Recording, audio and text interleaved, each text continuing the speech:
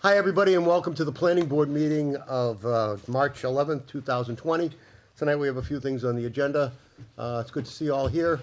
It's good to see everybody seated. I know everybody that didn't find a seat is downstairs in the second floor meeting room watching the live feed Which of is inappropriate. these proceedings. It's particularly inappropriate. Excuse me, sir. Excuse me, sir. Sir, we would like to I have this will on the record. definitely recognize you when it's time for public comment, when the hearing we would is like to open. start the meeting Until getting such on time, sir, immediately. until such time. This is a meeting and not a hearing. And who speaks is at my discretion. Thank you. So, order of business. Can I get a motion for the minutes? Mr. Chairman, I move February to, 12th. I move to approve the draft minutes for the February 12th and February 26th, 2020 planning board meetings cited in our packets and on this meeting's agenda. I second. So that's both of them, Bob? Yeah, You going for both of them? I'm going for. You don't want to split them out, do you? It all depends. If there are issues, you can split them out. I don't have any Is it issues. Second, motion and second, so we'll discuss. February 12th, want to take a look at those, folks? Are we good with those? I want to let it be known that the, sorry, I want to let it, I just want to From let the it be. diaphragm, from the diaphragm. They don't want to hear me loud. I was absent for this meeting, but I did watch the video, and I have the Mullins form set to be signed. Okay. I will, let's stick to the minutes for right now. Okay, very good. And does anybody have any comments about the minutes? The minutes of It looked February good to me. 12th? February 12th looked pretty good? It's long. Okay. And those seem to be in order. What about, I have some issues with the February 26th one. Okay. I don't see them as terribly complete at this point. It would appear as though Andrea isn't here at this meeting, John? No. She's not taking minutes here tonight? Her son is sick, so. I understand. Gotcha. Stay away. Yeah, I'd recommend that, well, there are some things with the second, the third page, where it comes about the public hearing for the housing balance bylaw. It seems the only thing that was quoted out is a sentence that says 5.8 is what we have for affordable housing, and that's patently not true. That's not true, correct? Yeah, I think that's been taken out of, Yep. way out of context, Yep. considering it's the sole quote Yeah. that Yeah. was That included. should be. That's very important to correct. Yeah, I believe that was said, but there was a line before that qualified it, that was excluding the apartments on Norino Way. Right. So, Because we're 11.2, right? Yeah, 11.6, something like that. 6. Let's throw this back, because the other thing that I thought that really needed to be added in was the public hearing before that for courts and lanes. It really ought to be included what the changes were right in the minutes, John. That way there's absolutely no question, instead of making it an appendix or anything like that. That way the minutes are whole. Yeah. So if you could tell, would you like to I'd make like a to withdraw, modification? yeah, I'd like to withdraw that motion. And reformulate it to be just the and 26th? Move to. Just the 12th, excuse me. Move to approve the draft minutes of February 12th. Is there a second? Second. Motion made and second to approve the minutes of February 12th, 2020. All in favor say aye. Aye. Aye. All opposed say nay. Let the record show that the motion carried 4-0 with one absent member, Tilly Evangelista, which should have been announced at the beginning of the meeting, but I got distracted. Next thing on the agenda, February 26th meeting. John, we're gonna bring those back to Andrea, right? Great. Vouchers, can I have a motion for the voucher, please? I make a motion to reimburse the town planner $43.99 for Staples, I believe? No, Honeydew Donuts. Very important. So the 59.15 is not offered? Was there an additional $16 or $15? Because on the agenda, it says 59. Yeah, 15. please What's ignore that? that voucher Cool. we gave for the next meeting. Cool, a second? Yeah, because it only says $29 at the top. Right, and then there's another, this particular one is $43.99. Which is what the receipt shows for Yeah. Honeydew. Yeah. Right, but up at the top it says total amount $29.99 or something, yeah, so Yeah, we're gonna have to redo this. Table this till the next meeting. Oh, I see, yeah, Table to the next, yeah. all right. Good stuff. Correspondence, John, can I have a motion to consider the correspondence as read? So moved? Motion has been made to consider the correspondence as read. Is there a second? Second. Made by Bob Watts, seconded by Bruce Freed. Any discussion? All in favor, say aye. Aye. Aye. Motion carries, 4-0, one absent. And now for the, public hearing portion of our evening. And can I get a motion to open the public hearing for the continuation of G Mello disposal on Carlton Drive? I'd like to make a motion to reopen the public hearing for G Mello Disposal Corp. Carlton Drive project. Second. Motion has been made and second to open the continuation of the G Mello Carlton Drive project. All in favor say aye. Aye. Aye. All opposed say nay. Motion carries unanimously. Folks, would you step up, please? Thank you. State your name for the record.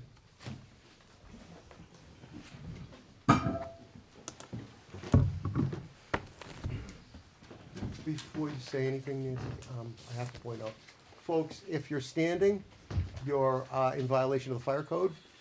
You have to go downstairs. There are only enough seats in this room to accommodate the room safely. If you could read that little thing sort of left of you there on the wall, it states how many people can be in here. Go downstairs, feel free to sit there and listen to the live stream in the second floor meeting room. If anything comes up and you feel any need at all or desire to come and make a public comment or ask a question, by all means, please feel free to come up and we'll recognize you. Thank you. Thank you for your cooperation. Hi, Nancy. Please introduce evening. yourself for the record. Thank you very much. My name is Nancy McCann. With me tonight is Jason Mello. And we filed yesterday a written request for a continuance of this hearing without discussion due to a number of factors. Number one, we do have a state of emergency declared in the Commonwealth of Massachusetts, and the gathering of such a large group in such a small space is ill-advised, no pun intended, by our state officials as well as our CDC and others. So we have requested a continuance without discussion to your meeting of April 8th, which I understand, having been in conversation with the planner, is an open meeting at this point with no other items on the agenda. We also have requested a larger venue for this hearing, so that those who wish to be in the room and seeing presentation materials will be able to do so. And third, at the end of our last hearing, this hearing was set up specifically for the topic of traffic. And unfortunately, our traffic consultant is home sick in bed and was not able to come this evening, so we will not be able to make our traffic presentation this evening. So for those reasons, we did request and continue to request a continuation without discussion of this hearing. Thank you. Thank you very much. As far as your first point is concerned, I went on and I got that, the emergency declaration from the governor. I read it in detail, and just to pull out one sentence, regular internal business shall continue, including but not limited to mandated public hearings and board meetings. So your first point that there's an emergency, evidently the emergency doesn't extend to public hearings. That's on the website, that's in the decision that was made. Your second point, what was your second point, that the room should be enlarged? I Something to that- requested a venue be made available that is large enough to accommodate everyone who would like to be here. Now, obviously, the applicant can be accommodated, and we're here. But we understand that given the prior hearings on this matter and meetings on this matter, there are others who would like to be present and be able to see and hear what's going on And we all know that there have been issues with the audiovisual capabilities of this town, which actually required us to start this whole hearing process all over again. So I am concerned and want to be able to make sure that people have a space that is large enough. And I know that request has come from interested parties as well. And there is a venue that the town has available that isn't available this week because there's a big epidemic in the school. So it wasn't available for this week. So again, I suggested a continuation for a few weeks from now when hopefully all of this will be settled down. Hopefully. With respect to that, anyone that wishes to participate in this meeting is right downstairs in the overflow room, where we set up a live screen, large TV. They're listening to us as we speak with about a millisecond delay, maybe a little more, I don't know. But if they wish to come upstairs and be heard, they certainly can. They're welcome to come upstairs, and we will recognize them as if they were sitting right in this very room. Until that room overflows, I don't believe that we need to go to a larger venue. And your third point was, what? I'm sorry? The traffic consultant. The traffic consultant, yes. And Nancy, I've heard you mention that you wished to continue this hearing for the sole purpose of the traffic presentation. And while I certainly respect that that is what you wish to do, this board continued this public hearing to hear everything that has to do with this presentation, with not just the traffic presentation, but the presentation of the entire project. And so, that being said, the hearing is open. If you would, I would like to ask Larry Graham to begin asking your engineer some of the questions about stormwater that we didn't get answered at our last meeting, even though the questions were asked. And that's an aspect that we can explore tonight. And we'll also be taking public hearing comments from the public if they have any comments that they would like to make. So our request for a continuance is. Denied. Thank you, Fair Mr. enough. Chairman. I think you probably ought to take a vote on that, but, Does anyone, I'm going by unanimous consent, but all those who would like to continue this, bad term, excuse me, not continue, proceed with the hearing tonight, say aye. Harry, Or I think we let's should discuss? discuss. Then make a I think motion. We should discuss this. Make a motion, you can make a motion to continue the hearing to another time if you wish, and if it's seconded, we can discuss it and then vote it. Absolutely right, the democratic way. Mr. Chairman. indeed. Sorry, I just get so, Mr. Chairman, can I just point out something too? Because we're down one member. absolutely. So that's always been a prerogative, you know, of an applicant to be able to ask for continuance if there's not a full board. I understand, but I also recognize that at this time, this hearing most likely will not be completed, and site plan review won't be completed before May. And she can watch the meeting. And make it, Tilly can certainly watch it, but after May, I don't believe Tilly will be present to vote anyway. The elections are in May, I'm sorry. Right, right. She won't be running again. So Well, we'll I have a new think- planning board member.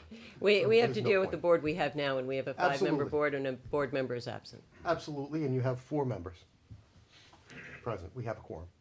And we've requested a continuance. And, For purposes of discussion. absolutely. I move we accept or we continue the meeting to an as yet undetermined date. Which we can make in another motion. Another Exactly. date, another time certain. But that's for purposes of discussion. Is there a second for that? Second that. Okay, motion's made and seconded to discuss this. Discuss. Well, I think your point about health at the moment is very well taken. I'm involved in a church in North Andover that's canceled a good number of activities.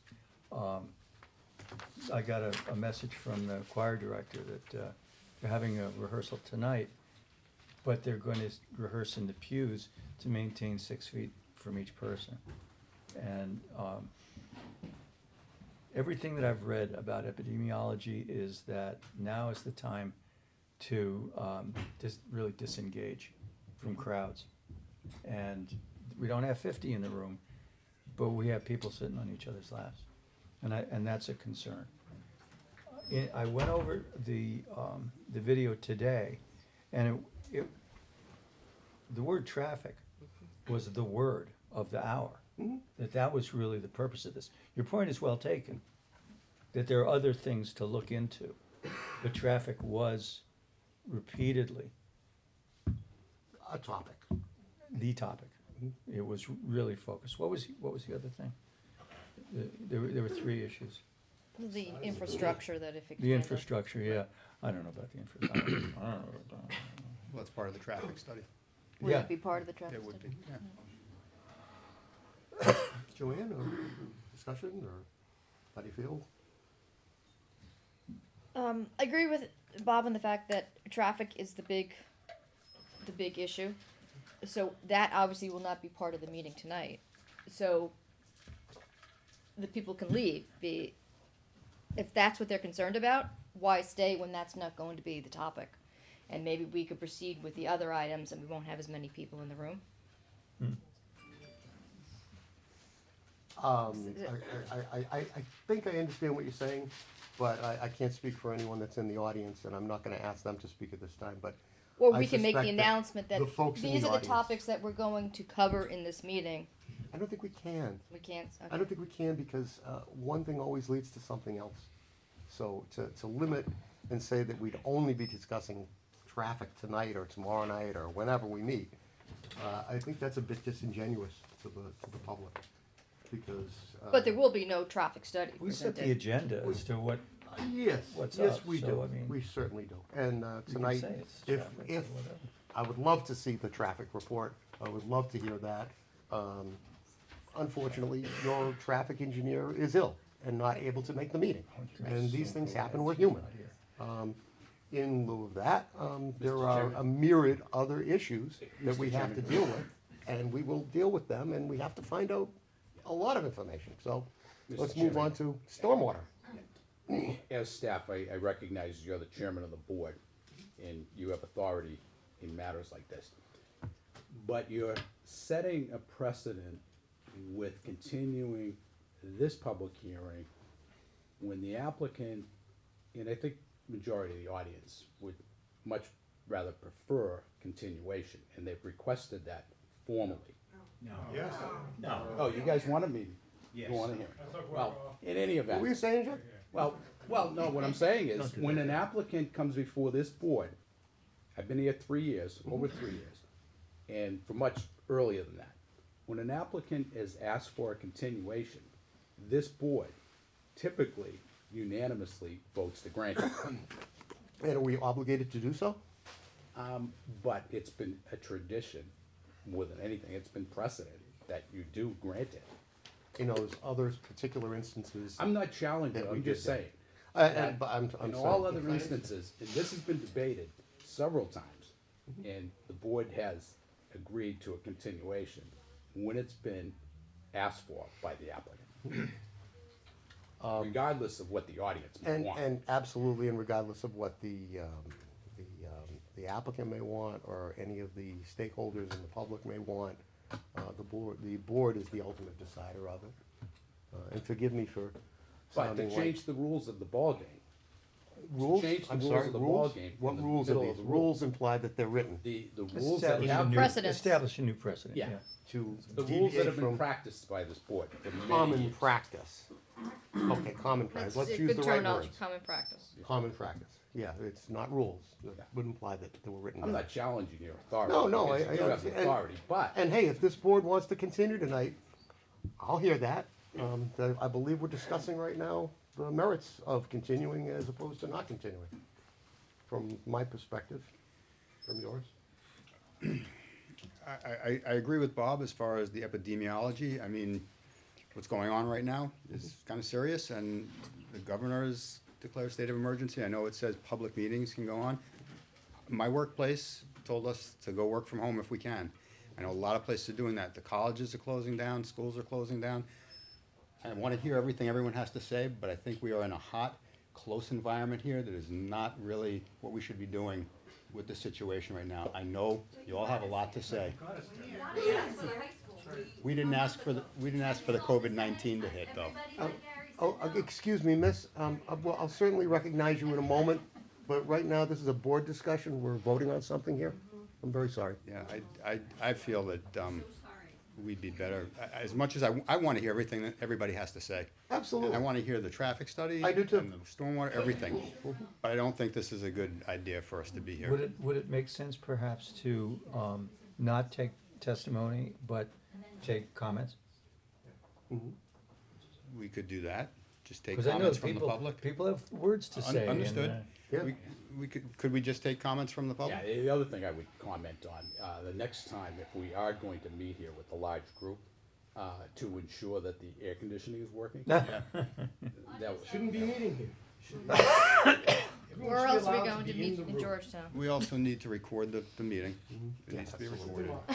Absolutely, especially And we need especially if our screens, yep. minutes taker is not present in the room, we Understood. need Yeah, a good assurance that we're getting a good quality minutes here. yep. Well, let's bring it to a vote. Your vote essentially, your motion was to, I believe. Well, it continue was the to hearing? continue the hearing, but perhaps it'd be better to withdraw that and discuss not asking for further testimony from the applicant. Okay, look, I find that disappointing because And- this would be an excellent opportunity to I take know, but advantage if of they, Larry. if they're. That's not if- acceptable if to they're us. not- Which is not acceptable. To have us sitting here without being able to say anything and Oh, I don't having mean, a I'm room. sorry, I didn't mean you can't respond, but I No. meant not ask you to do your presentation on stormwater, or whatever. Well, We have very little to present tonight because up until yesterday, when our traffic consultant yeah. became ill, we were doing a full traffic report, Right. as stated in the planner's comments to you and his report to you, Right. that this would be primarily about traffic. And I understand other things can come up, but that's what this was about. Additional information was submitted in anticipation of this being about traffic. So we don't have a heck of a lot to present to you tonight. And we can certainly, if we're gonna have this open, my request was to continue without discussion, meaning without any evidence being given. And if you're going to the audience, then that's evidence, so we might as well open. But if that's, and have discussion. But the request was to continue without discussion so that there would be no issue that then would allow Mrs. Evangelista to not miss a meeting if this was continued without discussion. folks, How about one more suggestion, Mr. Chairman? make any suggestion you wish. I did hear from the audience, one of the members, don't know who said it, but I guess it's a democracy, and we are all here. So I don't know, maybe you want to entertain having a show of hands who would like to continue with the public hearing tonight. Well, I think we're, as much of a democracy as it is, this is a technical question that was been posed to the board, and we'll leave that to the board to decide. We also, do we still have a motion on the floor, or did you withdraw it, Bob? He withdrew the first one. Oh, but so then- there's no motion on the But then, floor? no, but he then, you gave it a second motion. Or somebody else can make a motion? Minutes. Okay, all right, no. But we've now gone through 25 minutes of Discussing exposure this. and discussion here, and we haven't heard anything. I'd like to figure out what we're going to do here, folks. So is there a motion that you'd like to make, or by unanimous consent, we will begin this public hearing? Going once, going twice, we're beginning the public hearing. Larry, our consultant engineer. Larry, I know we were all hoping to see a traffic study tonight presented. The applicant's gone to a lot of trouble with that. At this point, though, we're lucky enough to have you here to review the stormwater. We're also lucky enough to have the applicant's design engineer and stormwater engineer. Could we possibly look through, could you walk us through this as far as the water, how the water works? I'll tell you, I don't know if we can get it up on the screen and see anything, but just looking at it, I mean, I look at this as though we're placing a facility on a parcel of land, and although it's not obvious from the drawings, it appears to me that this whole facility is perched somewhat. It's on a man-made for lack of a better term, plateau, if you will, with a wall on one side and all of the ground is raised. And I haven't been out there in a rainstorm. I don't know what all the other rain in all the neighboring properties does. I don't know how the stormwater works in all those properties, and I'm wondering how the installation of this facility will affect that. And it's important that we get this in on the record because naturally you folks have to go before the ZBA for another special permit dealing with the, this very issue. So if you could walk me through it a little. Sure. Larry? My review was not specifically directed or focused on stormwater. Yeah, my review was based on plans review as well as grading, drainage, and stormwater. And one of the questions that I had under the grading and stormwater review was the fact that you just mentioned was that the site was going to be raised considerably and filled. And my concern was the properties toward town, or the property toward town, with that wall that you described in the fill, what was going to happen to the runoff that was generally from the abutting property onto this property, which would now be diverted. And so Monday I went out and took a look at the site with Scott Cameron, their engineer, and got a good eye on that situation. And I'm not at this point concerned about it. Scott is going to provide some additional topography and spot grades on the butter's property to confirm the drainage will run off from that property and not be dammed up, if you will, impounded by the filling of this property and the wall that's going to be created along that common property line. To be fair to the applicant, my report was January 2nd, and in talking with Scott at the site meeting the other day, he was in process of making revisions to the plans and responding to my comments, I presume one by one. I mean, I can ask the questions, I can repeat the comments, but I don't know if they are ready at this point to respond to them. Oh, I'm confused because I thought at the last continuation, you had said you had responded. No. Oh, I misunderstood. He was My waiting mistake. to set up a site view with Mr. Graham, which has just happened this past Monday, so that would help him formulate his responses. Not that I want to understand. speak for I Scott, understand. but Okay, I understand, okay. So at this point, as far as the engineering is concerned, we don't have anything more to go on. I don't have a response to look at the questions that I raised. I don't have a response from them yet. You know, And for the record, have you asked all the questions in public hearing? to At this this point. To this Well, point? not in public hearing. Oh, I mean, okay. At the last two meetings, I don't think we went through them one by one. No, I think we cherry picked. We did a little cherry picking here and there. Are there any that you feel as though you would like to point out tonight for the benefit of everyone here? Well, they're all important. I'm not, You know, imply they all weren't. they're all comments that I made, which I think should be addressed or answered by the applicant's team. Excellent, excellent. Okay, well, if we can't go any further with that, Scott, do you have anything you'd like to say? Good evening, Mr. Chair. Thanks for having us tonight. For the record, Scott Cameron with the Moore and Cameron Group. I just want to corroborate. I did meet Mr. Graham on the site on Monday. We were not waiting for the 70-degree day, but it worked out that way. We had planned it the week before, shortly after the last meeting. We have gone through. We have, I believe, the response package just about ready to go. Just being extra thorough and going through and double checking everything a couple of times, make sure we're good. The site walk didn't yield, I guess, really any surprises, other than it kind of confirmed what we felt was going on from the surveys and the additional studies. I will also note that we did also recently receive the Conservation Commission's review. As the board's aware, we're going through a simultaneous review with the Conservation Commission. So we're reviewing those comments. That's more on the documentation side than necessarily plan changes. So we feel, taking input from the various boards that are reviewing the project we should be in good shape to get you an updated set of plans. That's good news. Will those show a confirmed wetland line?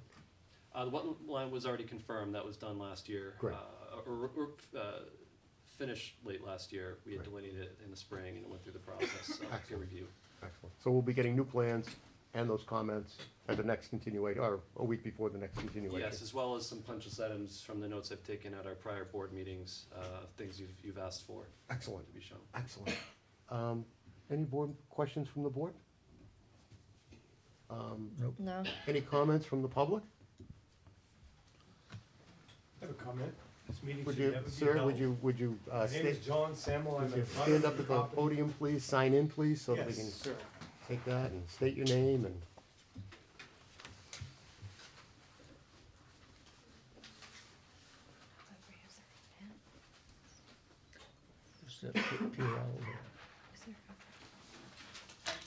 My name is John Samuel. I'm the butter at 16 Carlton Drive.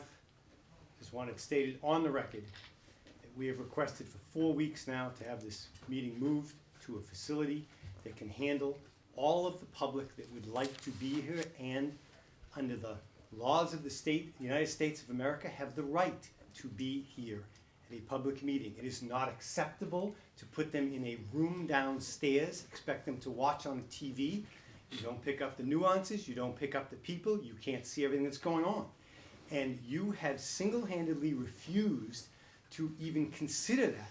Not only did the public make that request, but the applicant made that request as well for the last 4 days, and you have refused to accept that as well. I also want to note on the record that you are deciding these things unanimously without even consulting with the rest of the board. If Mr. Watts hadn't brought it up, it wouldn't have even been discussed, all right? So I think you need to seriously consider, when you do schedule the next meeting, that you schedule it at an appropriate location, because I suspect that this crowd and the one downstairs will be twice the size at the next meeting. Thank you. Thank you.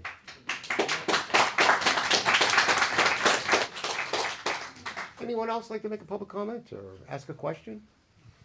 Sir? John Duff, 6 Spalding Road.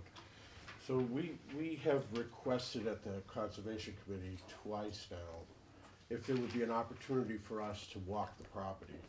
We were told at the beginning of this process that it wasn't necessary to do, everything was preliminary at the time, and we were also told by Mr. Mello's attorney that it is written, it's not written into the purchase and sales that we could do this, but that it was possible to rewrite the purchase and sales to make that possible.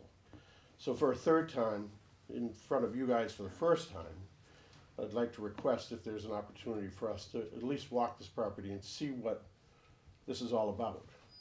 And why haven't we been able to do that yet? An excellent point. Thank you, sir. Would you please sign it? The gentleman brings up an excellent point. We should.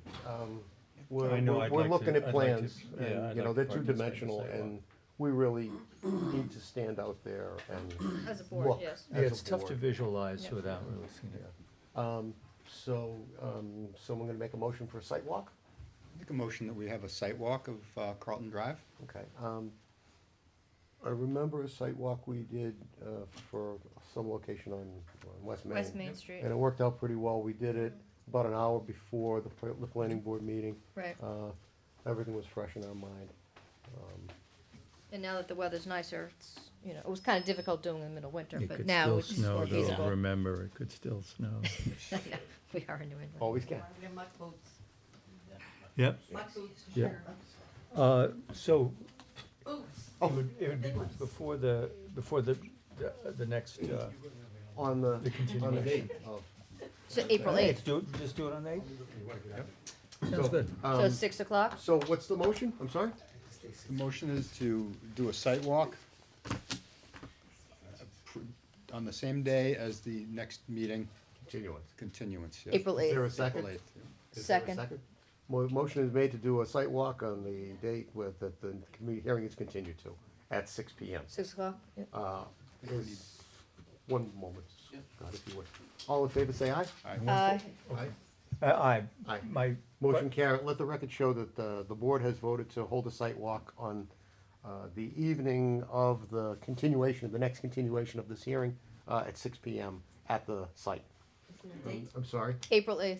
No, that's Passover. All of Right, our Jewish it is friends will Passover. not be there. Well, that's the next meeting. Well, It is not open. excuse me, excuse me, folks, excuse me, just one second.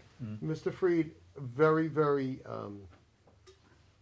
smartly worded that we would continue it, that we would have the site walk on the night that we move the continuance to.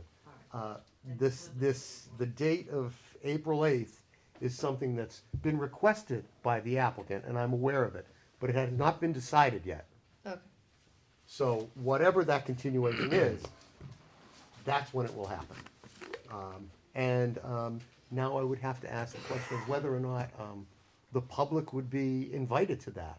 While the board naturally will be there and our staff, would the public be invited to that? At this As a point. representative? Yeah, at this point in time, the answer is no. Mm-hmm. However, I will, reach out to the seller that we have our contract with, because we can't give that authorization. In our agreement, the authorization is for any board members, commission members, municipal officials. But I can make that request. But as of right now, the public is not invited on that municipal board site view. I can be in touch with Mr. Cashel on that. May I So, ask in if- other words, they would have, any members of the public that wanted to stand on the public street on Carlton Drive would, of course, a public Or on our street, property line. but not cross onto the property line. They would, you don't need an invitation to walk on a public street. May I ask, could they have one public representative in that group with us? Would that be possible? If not? it's up to will the ask. owner. Yeah. Yeah, See, it's it's it's whole up to thing's the up to owner. You can get the public, Exactly. and if not, at a minimum, representative, yeah. Well, I don't think the public's gonna steal anything off of that. So I think they're cool. That is not the concern. No. I'm sure of that.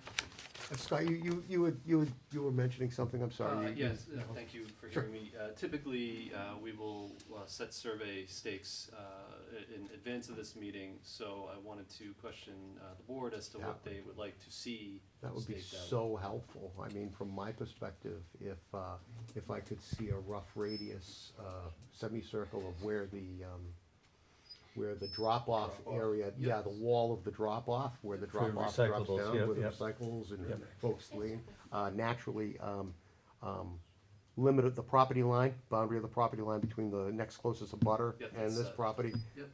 and where the, Corners of the building. the roadway Shed. and four corners of the Shed, building, Yep.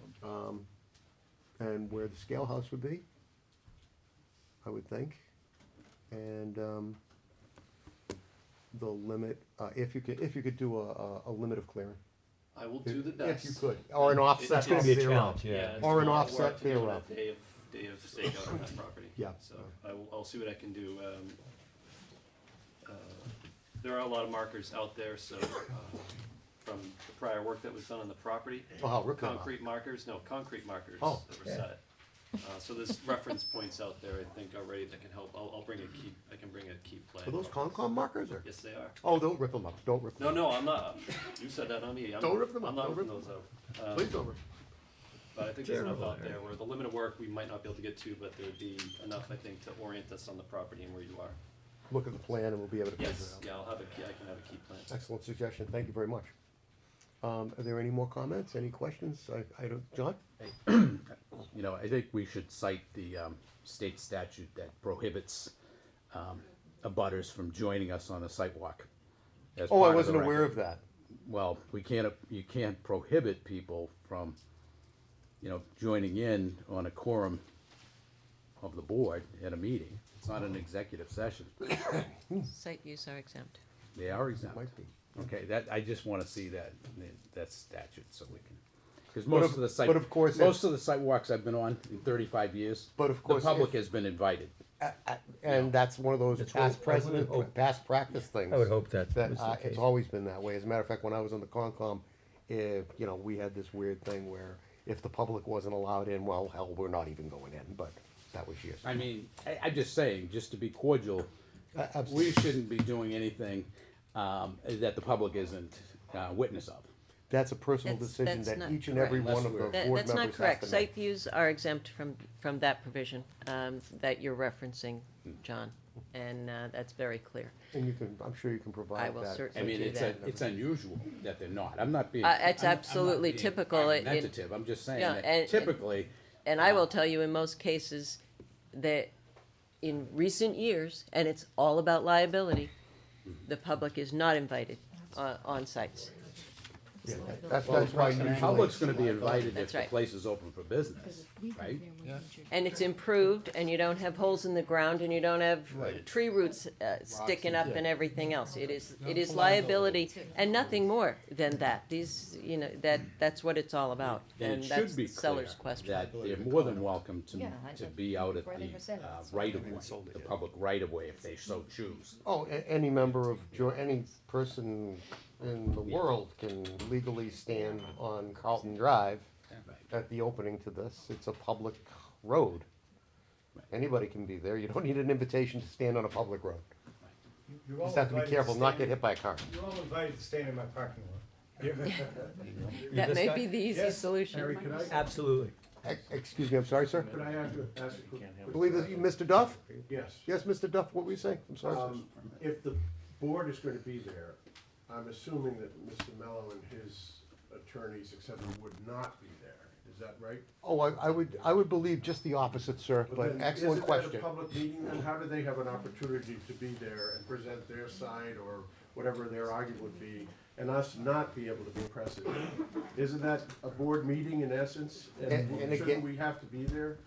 Again, this falls under those exceptions rules, and the Public attorney meeting will law be. has an exception Yeah, for for site views. site There plans is and no things. deliberation Mhm. that goes on at the site view. Site views. Just And it- viewing. And it is specifically exempt under the public meeting law. And I will make that available to Because John it's a and unique situation, yeah, so, absolutely.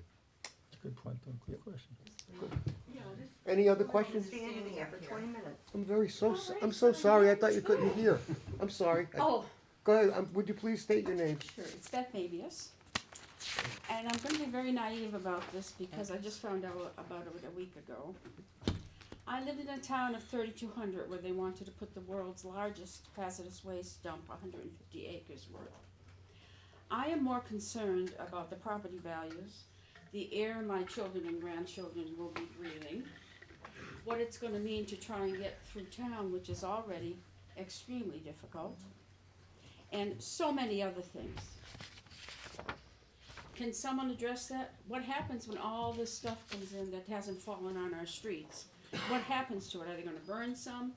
What's gonna happen about hazardous waste? We have air problems. To me, Georgetown is all about the degree of affluence that has come in here, the excellent school system. Houses are for sale for $1 million. If I were a property owner, I would be up in arms about this. How can you guarantee that the air my children and my grandchildren are breathing is going to be all right?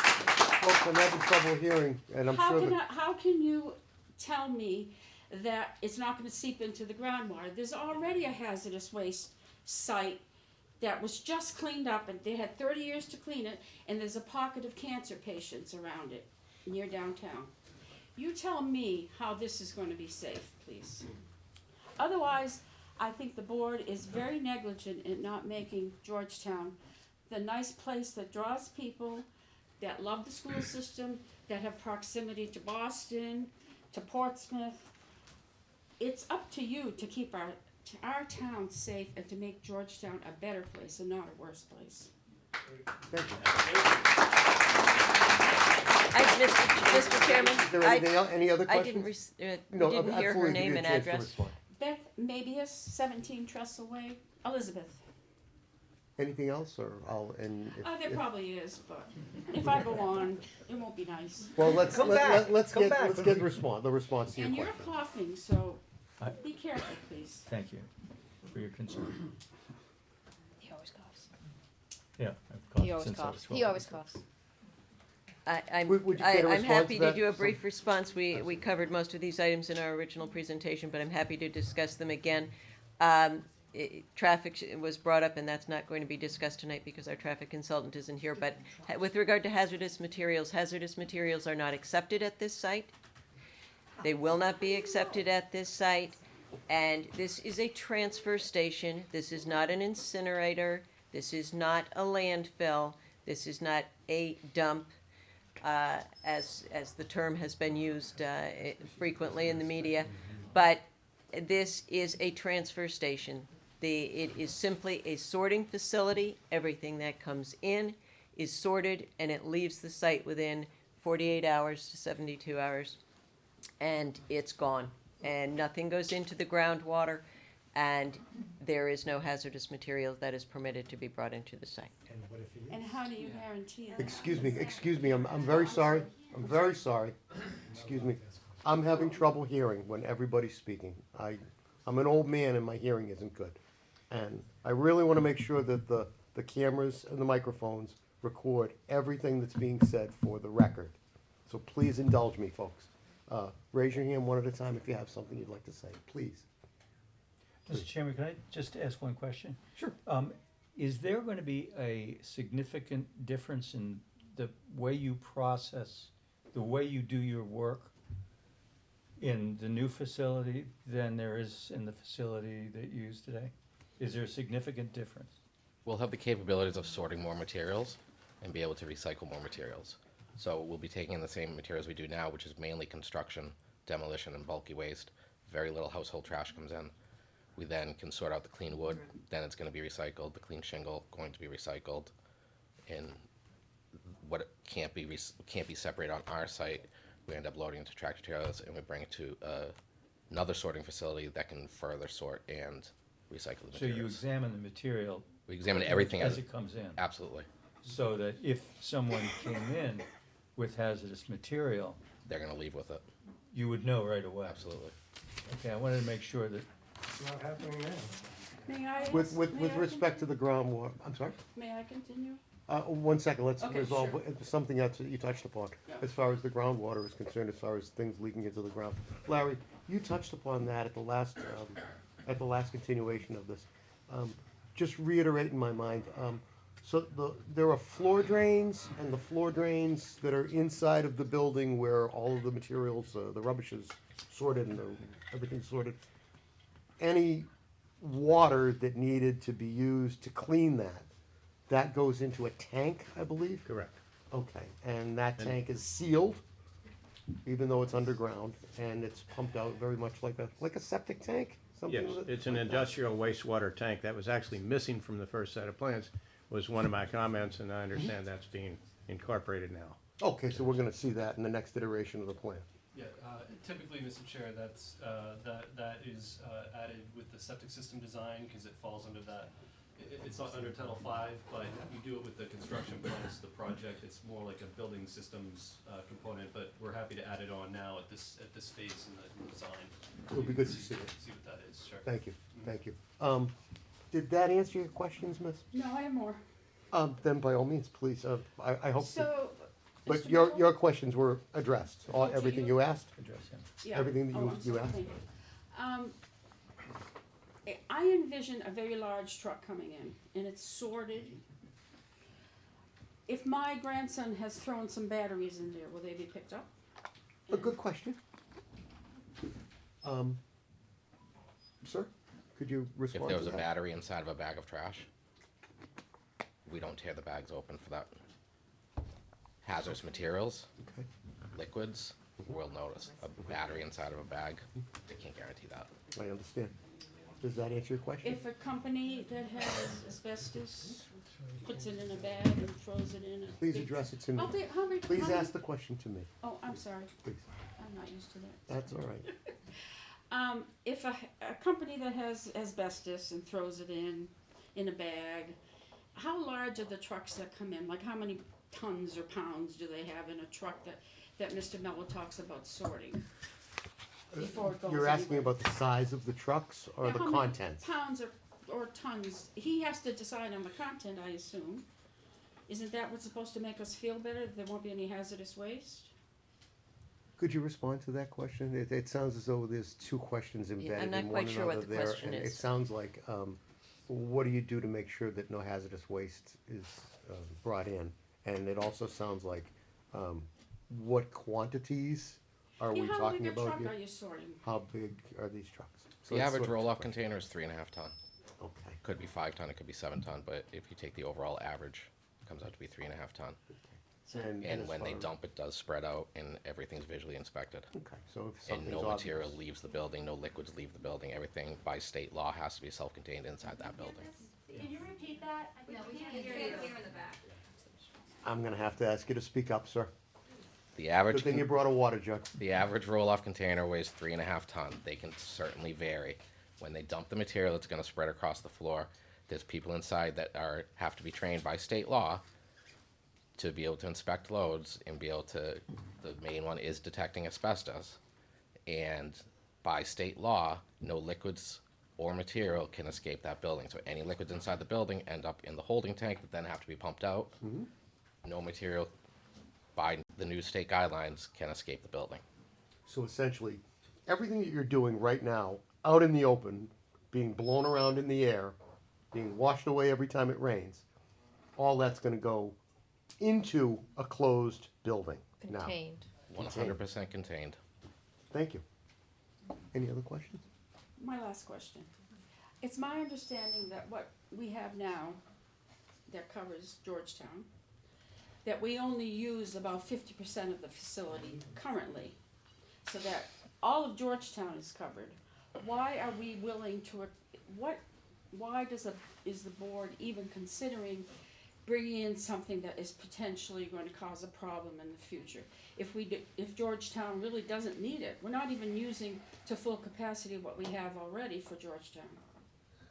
I understand what you're saying, but maybe I can field this and, this is a business. This is a business that this community, avails itself of. The gentleman, the first gentleman that spoke this evening, you have a business, I believe you make, HVAC materials. What do you do, sir? Repair industrial bearings. You repair industrial bearings? That's correct. Okay, and I'm sure he does a wonderful job, and he has a great client base. But how many Georgetown customers do you have?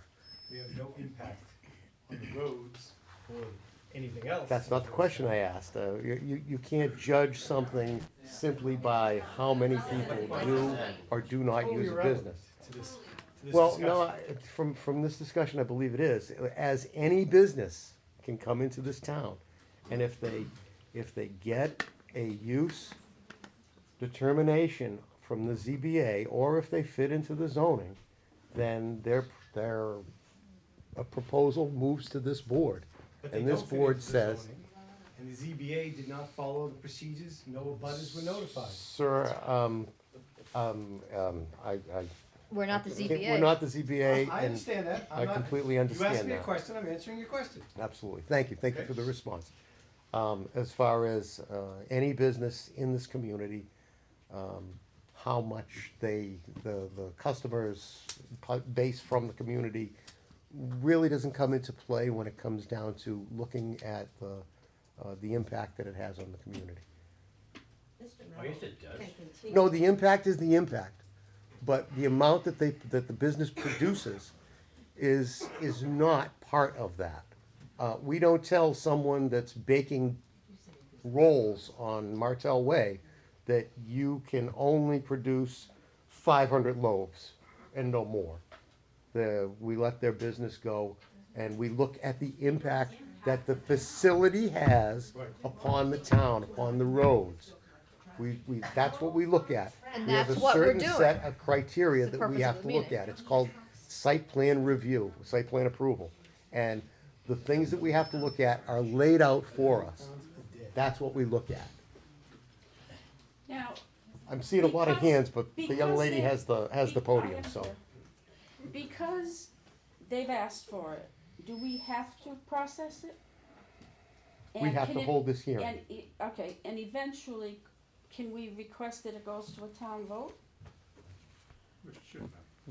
I don't see that in the process. And how would we go about doing that? Go to the selectmen. You would need, I Yes, I honestly don't have an answer that's to that, I don't see not how in it our would. purview. It's not like you have, if you decide it's in. We as the public could ask for it to be on the ballot for, I would go to the selectmen and find Yeah. out what that is, cause that's not, we can't give you. Yeah, I'm Sounds gonna, That's not let's go to Sounds kinda John answer. on that one, Yeah. because, I can help out, Yeah. I'm sure their attorney can help out, but, sure. is a special permit for the use, that has already been allowed, By whom? that's been permitted by the ZBA. The zoning board of appeals. Okay, so they have a special permit to conduct the use, the Right. proposed use on that site. Then there's a special permit for the water resource district, of which they've already applied for, had a hearing. The conclusion of that hearing with the zoning board of appeals is pending. Part of that hearing process requires for the applicant to file with the planning board a site plan approval application. So once with the planning board. with the planning board. Us, that's- And that's what that's we're doing now. what we're doing right This now. is, it's called technically site plan approval.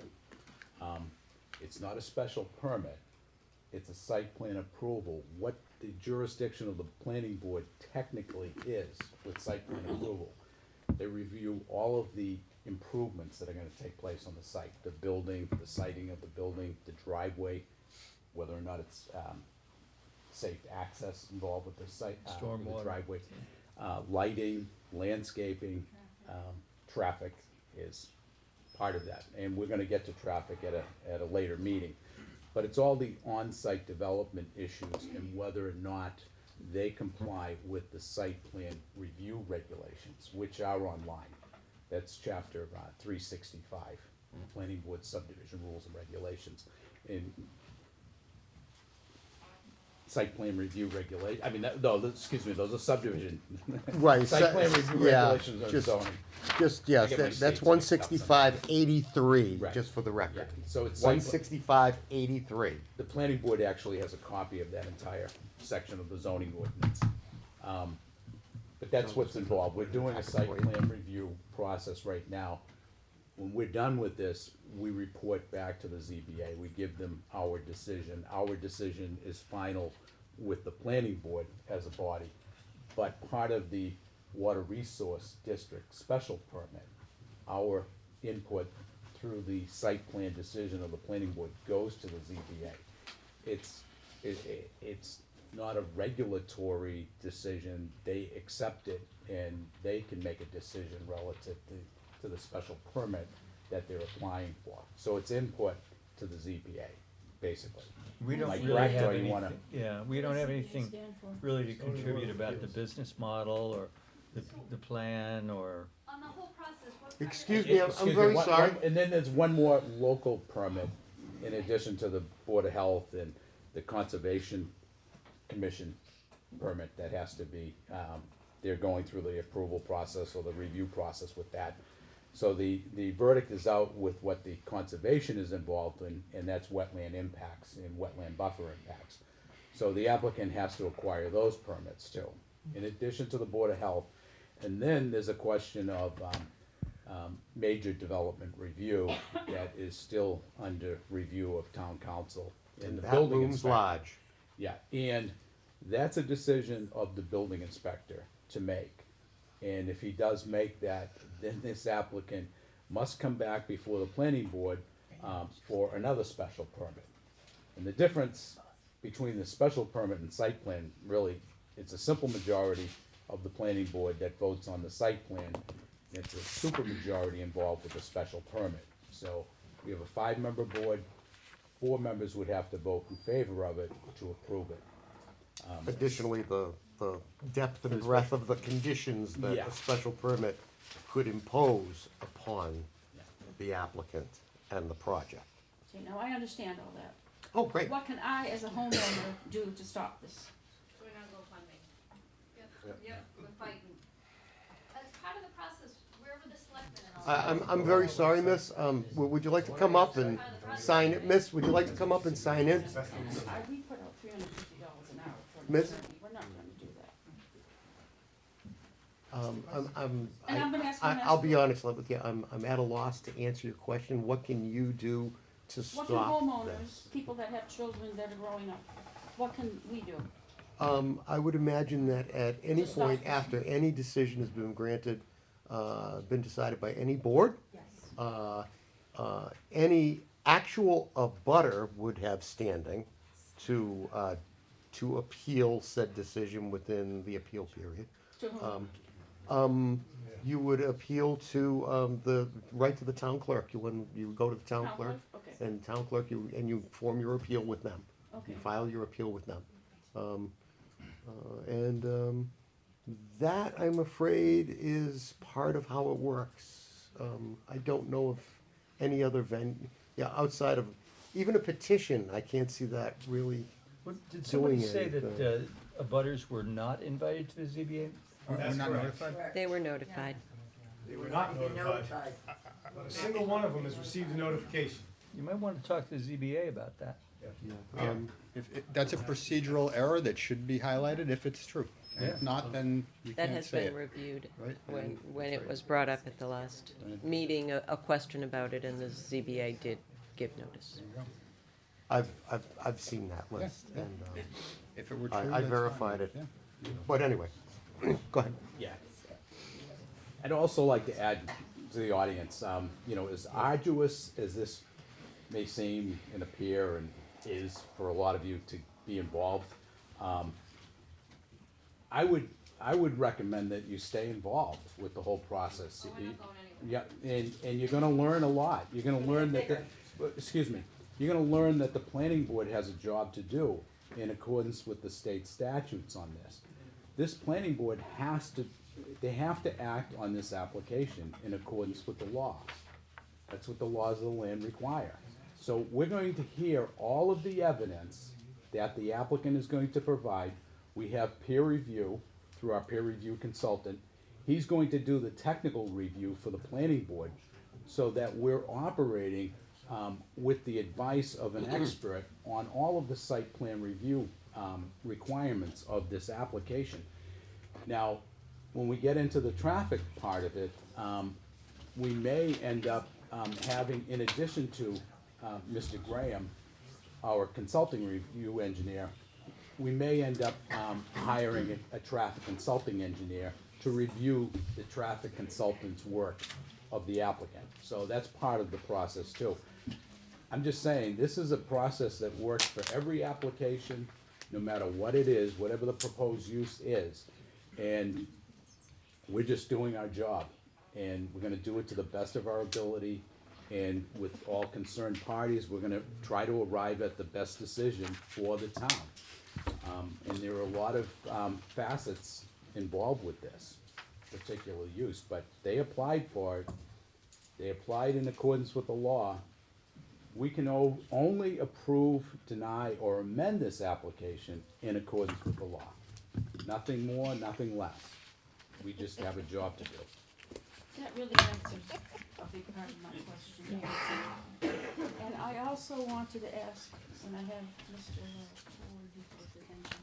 Call me Harry. It's my last understanding that I'm gonna mention is that once this facility is open, they can't refuse whatever waste from anywhere.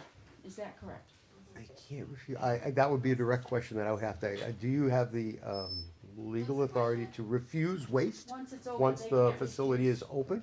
Unless they're at over the capacity, they limit. can't refuse If they're waste over the from limit, they're anywhere. gonna. We will have limits, daily limits. Well, it's 500 tons, right? I mean, Right. that's your limitation, right? Right. Is a day limit? That's not the question. I'm sorry, folks, I'm sorry. I'm trying to, no one's gonna be able to discern the minutes of this meeting if everyone in the room is speaking at the same time. I'm So, sorry. we- Would you were we- clarify your question, just so that it's a little clearer and it'd be more easily answered? It's my understanding, except for capacity, that Except once for they're capacity. open, they can't refuse trash from anywhere.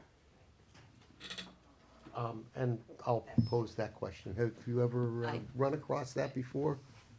That you might want to refuse trash from someplace? I think as a business owner, you have the right, there is a absolutely do. violation, I'm you open can to the do public, that. I'm open to contractors. Yeah. Larger trash companies, absolutely, they would have to have an agreement with me and a contract with me in order to come into the facility. Right. I can absolutely deny them. From the diaphragm. Stand up and. The answer is yes. The answer is, He I can I can refuse. absolutely refuse from other companies. okay.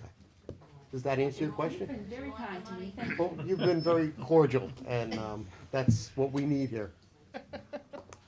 We're all neighbors I'm here. going back downstairs now. Thank you very much. Is it any cooler down there? Yeah, is the AC working? Is the AC working down there? Doesn't seem to be working up here. There was a young lady that wanted to speak. Gentleman right and- here who's been standing in line Oh, patiently. okay, next in line. They're There you like- go. How you doing? How you doing, Ian sir? Barretto. I live on Elm Street, Want to sign in so we get the I name right drive for a the... truck, and I go to these places. I'm sorry, what's your name? Daniel Barretto. Dan? Nice to meet you. I drive a truck and I go to these places. I get rules on how to do it all the time. They kick people out if you start breaking the laws, which is fine. Are we gonna have that? But the biggest thing is if people are coming from Andover, cutting through Georgetown, the driver doesn't care. He's got no control over that driver. He's got no control over the condition of the truck, leaking oil, brakes, accidents, and all that stuff. I don't know how that's gonna get addressed. Do you have any kind of a response to that, folks? Or? I committed to controlling where the tractor trailers, the largest vehicles, are coming and going from. Right. They'll be coming in empty from the highway and going back to the highway. Those are the big rigs, we're talking about the big rigs, folks are having trouble. You Correct. don't currently control it now. Excuse me, sir, please, please. Other companies that I have under contract, there's no reason I can't control where they come and go from. If they don't come from where they're told to come from, then they don't come back. Does that What about satisfy the you, sir? drivers controlling, I mean, I work with other truck drivers all the time, and they'll say, I don't care, and they'll cut through, they'll cut people off, and I don't have control over them, their boss doesn't, they laugh when they do it. I know, I've been doing it for 37 years. And then I would think that when I shut that company off and they're not allowed to come back, that driver's going to be All right, reprimanded. but wherever in the the driver- meantime, the company. until you figure that out, we gotta put up with it. So if somebody cuts me off and smashes in my Sure. truck and my granddaughter gets Sir, hurt, you're asking a question of me, we're not Well- doing a face-to-face here, right? that's the question. Thank you, sir. Thank you very much.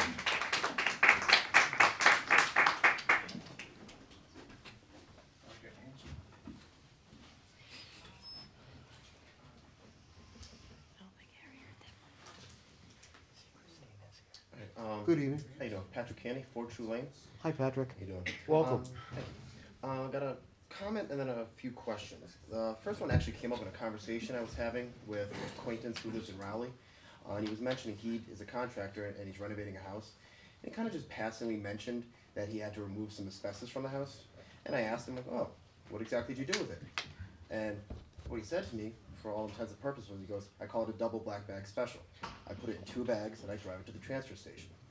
Now, I asked him. Don't say his name, I'm not gonna throw anybody under because the that's bus. illegal. Yeah, oh, I know. That's I'm well more aware. than illegal. Yeah, I'm well don't aware of say the this. That's gentleman's name. Immoral. No, I'm well aware of That's this. not funny at all. That's not funny. cute, that's I'm telling nothing. you an honest That's story. very That's why dangerous. I'm talking. So I asked, and I'm like, well, what do you do? He goes, drive to the transfer station. They asked me if I have any hazardous material. I said no. Now, again, I know it's illegal. I know it's contaminated waste. But those double black bags, as he's so proud of stating, go up there, a loader comes up, picks it up, bag rips open, okay? Now, the new place is supposed to be covered. We've heard the word state-of-the-art thrown around, but I'd like to have specifics on how the air will be filtered. Will there be a semi-permeable door when these garage doors are open? Is there some sort of barricade there to prevent that? Specifically, what type of air filtration is going on? What type of measures are there to prevent material from passing as these doors open and close? And honest to God, what's being done for the workers inside who will be breathing this material in? That's another thing that, honestly, if this happens, we should be concerned about. And one other question that came up, just listening now, said trucks that are under contract. What percentage of trucks will be under contract so that Mr. Mello's requirements can be placed upon them versus what percentage of vehicles will be whoever happens to be bagging up whatever they did at their job site today and are bringing it in a landscape trailer, tossing and going. Let's deal with that one first because it's most fresh in my mind.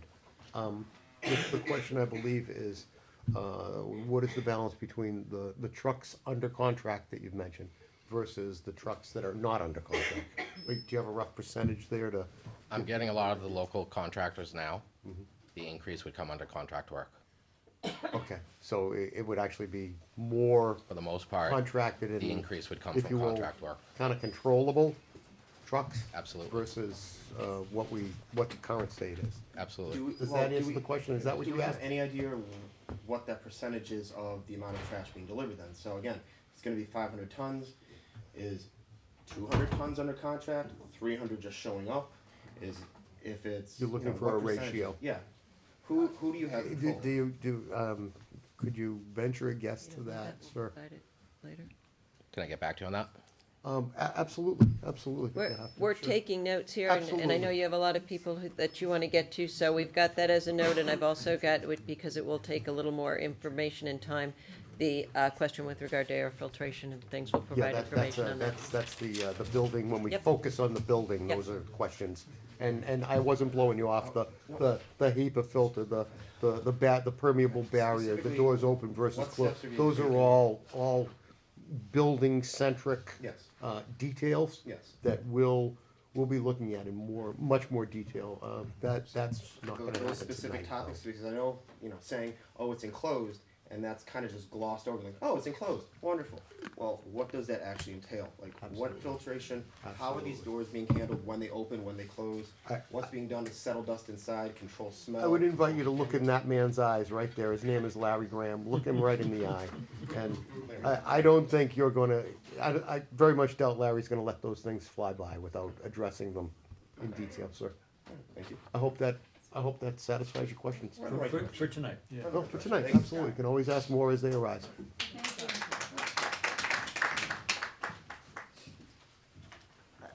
I'm Nicole Canny. I'm also at Fort True Lane. Hi, Nicole. Hi. Welcome. Thank you for your time. I suppose that my question also goes into a more building-centric and safety issue. But as many people in the area probably remember, and I'm not saying that this is related to Mr. Mello's business specifically, but this past August 20th, there was a 4-alarm fire at the North Andover recycling plant. And due to that fire, people were asked to stay indoors, close their windows. And in 2016, a state-of-the-art recycling and transfer station in Plano, Texas, burst into flames. There's been a large increase in fires at recycling facilities, mainly due to, once again, improper disposal, lithium-ion batteries, for one. So I'm just curious, what is the fire prevention system? And also, will Carlton Drive be able to accommodate trucks from multiple towns if there is a large fire? Will that drive be able to accommodate those trucks getting out there? Because I'm concerned for the workers, I'm concerned for the residents, and also for our first responders. I do not want them to be left out there without getting the proper support that they need. Extremely valid. Thank you very much. Those are questions, again, they're building centric. You're talking about fire suppression. We'll be dealing with that when we look at the building itself. And I'm sure Nancy's gonna write that down and Got it right we'll be dealing with that. As far as the width of the road is all part of what we have to do when we look at our regulations. That's right, it's built right into the zoning code, 165-83. I recommend you all go on the town website and you can pull up the town zoning code, 165-83. It's site plan approval. And that's one of the things that's mandated. It's 24 feet for 2-lane. We really can't see us doing anything to change that. I very much doubt that we would waive that. And I don't believe that the roadway is any narrower than 24 feet.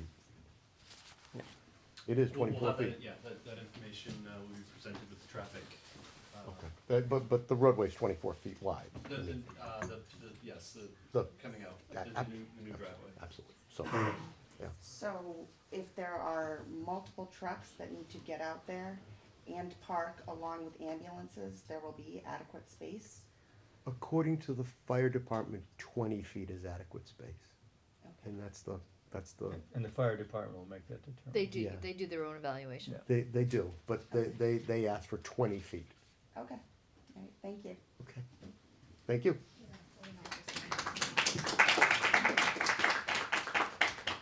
Kathy Birmingham, 12 True Lane. This Could you is about. sign in, Kathy, please? I'm gonna sign in. This is about truck control. Truck So, control. we had a meeting at the library, Mr. Mello showed up, and I brought up the fact that the trucks are lining up at his facility at like 5:30, 5:40 in the morning. He assured us that he's called the trucks, he said, oh, nope, that's not happening anymore. I went for my run on Friday at 5:42 a.m., and there was a truck lined up outside the gates. So that, to me, says the trucks aren't listening to him. So it's just, it was a comment. Absolutely, but it certainly sounds like something that I'd like to hear the response to. The guy missed the memo or something, or I what's wasn't going on? aware of it. You weren't I'll unaware talk of to it? them again, absolutely. Okay. So how many times do we have to talk to people before it gets taken care of? I'm sorry, Kathy, Like, is how- that, was that rhetorical, or? No, I'm dead serious. Like, if okay. we're gonna talk to these trucks and have them come down 95, are they gonna listen? Are we gonna have to police everything as residents? Is that the expectation? No, No, So then why do I have to do it now? is that a rhetorical question? Yes. I'm done. Thank you. Harry, Sir, ju- I'm just sorry, wanted would to you add stay in one- it, Mr. Duff? John Duff, 6 Spalding Road. I just wanted to add something to what you said, Bob, and what you said, Harry. You were talking, Bob, about the fact that he's basically doing the same thing now that he'll be doing at his transfer station. And you mentioned something about it now being contained in a building versus in the air. Out in the open right now, yeah. But the important thing that needs to be said is that this is gonna be 10 times the volume he's doing now. So it's not the same. Well, that really was my question, is if this order of magnitude, increase is really gonna change the way he does business. And I thought his answer was no. That he's basically gonna be doing the same thing, but doing it more and doing it cleaner.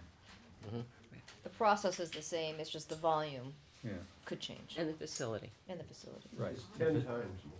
Yes, yeah. Is, I see a woman that hasn't had a chance to speak yet. Hi, Hi, could you state your name and address, please, for the record? Tracy Les Wade, 1 True Lane. Hi, Tracy. Hi, you did a great job, but I had a couple of questions about where, so you talked about the zoning We've only board. just begun. Nope, you talked about the zoning board, planning board, Process. what was the, selectmen's process in all this? So did it not Probably not, start at a selectman vote? Zero, There's no meetings, influence at all. on-record discussions Oh, in front of the boards about this? Yes, the selectmen may, as far as permitting, it's zero input, but, Okay, the So the selectmen, selectmen have no involvement? the selectmen, I do recall the selectmen did at one point, ask the planning board and the conservation commission, I'm wondering if there was another board there, to give report about, this project and, where we were in the permitting process. Right, because that's all recorded. That, yes, Yeah, yeah. basically, the selectmen, they can't be expected to go to each and every meeting that's ever held, but they have, a statutory right to ask for report from those boards. So just at that point, would the selectmen, the planning board, the zoning board, any of them that had financial ties to Mello have to recuse themselves? Is that correct? Are you talking about, members of the boards Correct. themselves? So I'm asking, and I'm asking today, I if would anybody in presume- any of those boards will be benefiting financially Mm-hmm. from Mr. Mello and his company for this big project. Good question. We can only speak for ourselves. Yeah, I can say Yeah. no. Yeah, I can No. say no. We Yeah. can't speak for any other board and their And members. if they, so we shouldn't be worried about who's gonna be handling the underground tanks. No one on the selectmen will have any ties to that, and no one had to recuse themselves from that meeting. The one that you said was inappropriate for them to be talking about in December, correct? Oh, where I warned them that it may be inappropriate to Correct. discuss the details. Right. But it's not inappropriate for them to ask the question and get report. So- It would be inappropriate for them to, try to have deliberate, for the board at that meeting to deliberate. Okay. ZBA shouldn't be discussing it with other ZBA members. Concom shouldn't be discussing it with other commissioners. Outside of Outside an of- announced Public meeting. meeting, yeah. Public meeting. But I mean, that goes for, if we all happen to be, in a restaurant at the same time. When we're a quorum, we shouldn't be chatting about this stuff. Right, so Right. when If there our, are three of us in a room, we shouldn't be discussing this. This is when our off limits. selectmen suggest that financially, we will take a huge hit if Mello doesn't stay. That's inappropriate, and there's no facts to back that up. So those are the scare tactics that are happening right now. Well, We're talking about, I'm not gonna Not characterize it that way, but I can tell you this. It has not been introduced in this hearing, because this is a de novo hearing. But, at the last couple of continuations, right, everything that was mentioned at that meeting was, as far as what you're referring to, the benefits and things like that. That financial statement, if you wanna call it, characterize it like that, that was put into writing and was sent to this board as a communication from, the chair of the Board of Selectmen. So So when- that, again, right. is not part of this. That doesn't exist in this record. This record begins only with the last meeting. So So- that is not part of the record. So I think, like the woman who first started speaking asked, you know, as town members, you know, residents, what can we do, right? Right? How can we how could this have been handled differently? How could our selectmen have represented us, right? In the best interest of, and it had not gotten to this point. I'd love to know any information about Can I that. help? Joanna, That- maybe I you're think getting, that is you're getting that. inappropriate Yeah, for maybe this you're- board to respond to a question like that. I'm not understanding the question totally, Yeah. but John Just- seems to have an yeah. insight there. No, Nothing to do with information, education. Yeah, just, and believe Nothing me, to do with us. We only everybody can speak for here ourselves. is welcome throughout this whole process, and it is a big learning process. This planning board doesn't permit these things every day. I mean, this is really the first one that everybody here has been involved in. I've been involved with them in the past. So, an First time you've ever applicant, gotten a permit, right? But this is a site plan approval process that this board does all the time. no, And no, it's I'm handled the just saying same for way this- as for this every other. particular- For this particular use, and I have the floor, right, Mr. Chairman? Absolutely. Okay. Absolutely. So, it's an application, right, as I said before. An applicant can only apply for a use within a town that's allowed to be applied for. They can't apply for uses that the use is not allowed in the zoning district. In this particular case, the applicant applied for a special permit in accordance with our zoning ordinance. That special permit granting authority was the zoning board of appeals. They did acquire that special permit. That special permit was not appealed. There's an appeal period involved. It's 30 days. That special permit was not appealed. Now, the second permit that I mentioned, the special permit, that's still under review. It's still under the jurisdiction of the ZBA, and the planning board is doing the site plan review application in accordance with that second special permit having to do with the water resource district.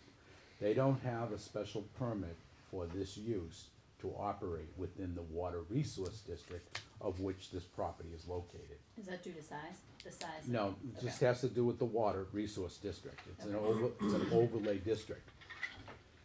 So, that, and I can get into everything else again, but, no, you know what, the other thing you're worried about and what you've brought up, this board is obligated by law. If they have a conflict of interest, and everybody has to go through, this state. Training. The Absolutely. state It's training. certified every couple Yeah, years. every year, every other year. Every you year, get- every you other year, whatever. If it you is. have a conflict of interest, you have to recuse yourself. And that's in accordance with state law, and there are multiple issues that may cause for a conflict of interest. One of them is finance. A So that's for all relation, boards, right? a relationship, Okay. you know. Oh, every So- couple, yeah. Yeah, For all you boards. have to recuse yourself under the law Okay. in accordance with the provisions of that law. And there's a lot of provisions that have to be taken into consideration. Nobody's recusing themselves because they don't have anything to recuse themselves of. For None this of these meeting, people right, have yeah. any conflict of interest in accordance with Mass General Law. I haven't heard of any other board member and any other boards associated with this total application process that have cited that they have a conflict of interest with this particular application. You did have someone who recused themselves from that meeting. The meeting that you said If I'm was not inappropriate. mistaken, I think, if I'm Fowler? not, Pretty sure it Gary says he- Fowler yeah. recused himself from He it. recused himself But I don't believe because that he was- did not feel comfortable Yeah. talking about it. They don't have a role. The Board of Selectmen, that's why he stepped down. They do not have a permitting role in whatsoever with this application, this particular use on that property. Board of Selectmen in this town do not play a permit granting authority role in any ifs, ands, or buts about this project. As selectmen, they can opine to anybody they want to. Right. Just like you can opine your position on this, but that's it. They don't have a role, a permit granting authority role. I believe Mr. Fowler was being cautious because if the ZBA that night, if the Conservation Commission, if this board had a quorum and did somehow end up deliberating, it could poison the fruit of their hearing. And I'm sure Gary just didn't want to be part of that. And I can applaud that. I'm happy to say that we did not have a quorum that night, so we could not have deliberated. And I just like it close too. I mean, you know, we're all adults here. This may be one of the more important learning lessons of your life. This is civics 101 in reality. And if you stay with this whole process, this whole public hearing process, you're gonna learn so much about. It's better than watching TV. You know, You can watch it on TV, This is too. real. This is real life, and it's local government. John is As they speaking the say. truth. I can tell you, I'm looking back 25 years ago, or maybe a little bit longer, and I was where you are, and Yeah. that's why I'm here Yeah. now. And People- after May, that seat is gonna be empty, so anybody who, Good point. People get involved yeah. with local government as a result of having to go to meetings like this. Right. And it's a real fulfilling experience, believe me, and you'll learn just as much as we're gonna learn. And hopefully, when it's all said and done, you'll know, again, that we've done our job, and that's what we're here to do. Thank you very much. Anybody else? Oh, step on up, folks. Step on up. Hi, Barbara Williams, 6 Spofford Ave. I 6 will. Spofford Ave? Yep. My question is, as the planning board, your job is to approve the site, review everything from a traffic standpoint and a safety standpoint. What about environmental impact? The trucks coming into town, 400 trucks, I think, a day. It's going to be when you reach capacity. Who approves or measures the pollution that's coming off those trucks and the impact and the destruction to the roads and the cost to the town, all those kinds of traffic and environmental impacts? Is that the planning board's job or some other board in town? That is part of the criteria that we're going to be looking at through site plan review. Those are, you've mentioned a couple of things that we do have to go through, and we have to sign off on. So you have a checklist of all these I would impacts? really, you know, it's not the most exciting read. This isn't, you know, this isn't the Bone Collector or anything, but if you go to 165-83, you'll see site plan approval, and you'll pretty much have a running shot at exactly what we are doing here. You'll see it all laid out, and I don't know how many pages, 13 pages. It's a quick read, little something. Okay, Your eyes so won't When you leave. can't sleep. follow-up Yeah, question? yeah, when you, You want us to- So if it is true that this facility is going to be 10 times its current size, and that means there are gonna be 10 times as many big trucks lumbering down 97 past my house and coming off of 95 exit 54 and impacting everybody there, then it's gonna be because you guys approved that. You said, okay, we can have 400 more trucks. Or, you know, what are the the quantitative measures that you have to use to decide whether to approve it or not? That it's okay to have 400 trucks and If I the can, costs. can I respond? I I think absolutely. it's important for this, and this board does look at traffic, but you will look at accurate numbers.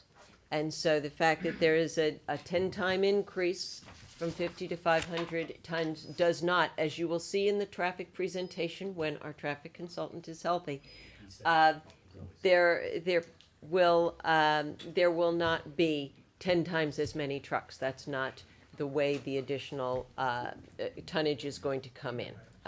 So that is all going to be presented, and this board will consider traffic, and you will be considering accurate numbers that are provided to you, that are reviewed by your peer review consultants. If I may, thank you, Nancy. If I may, just from a technical standpoint, the physical layout, the physicality of this facility, whether it is a 500-ton facility or a 10-ton facility, physically speaking, what is the difference?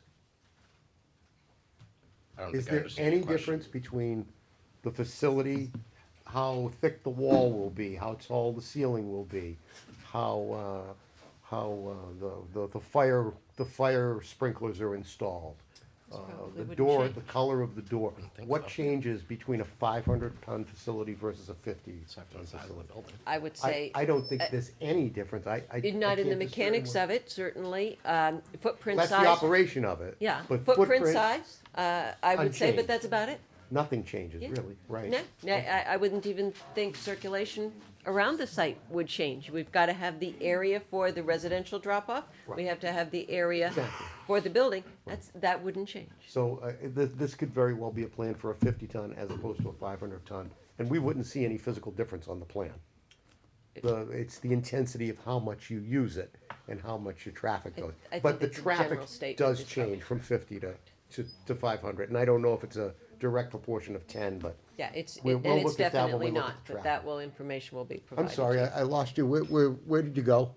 I'm right here. Oh, I'm sorry. Did that answer your question? I still didn't get an answer about all the diesel fumes and all Air quality? the pollution. Air quality? That's gonna be, yeah. That's taken into review. Well, and noise too, but especially the air pollution from the trucks Air coming pollution. in and out. Okay. Yeah, and the noise and the smell, of course, but especially the pollution. There is That's state- certainly something we'll be there's- addressing and looking at. Part of the traffic study? Is that part of the traffic study? Typically not. Well, the impact study. But it is part of that, and It's it's the part impact study. of, this also, we're dealing with local, then there's state regulations through DEP on top of this that also permits this project. And that takes place typically after the municipal is reviewed a little bit simultaneously, but. Overlap there? Yeah. John, I'm Yeah, sorry. but in regard to that, it's quality, air quality management. And the way that's measured with traffic engineers and people that deal with this and, pollution that's added to our environment through vehicles, it's usually the amount of traffic and the amount of queuing at intersections. If the queuing is so long and people are waiting, you do have more emissions concentrated. Definitely. It's usually AM and PM stuff.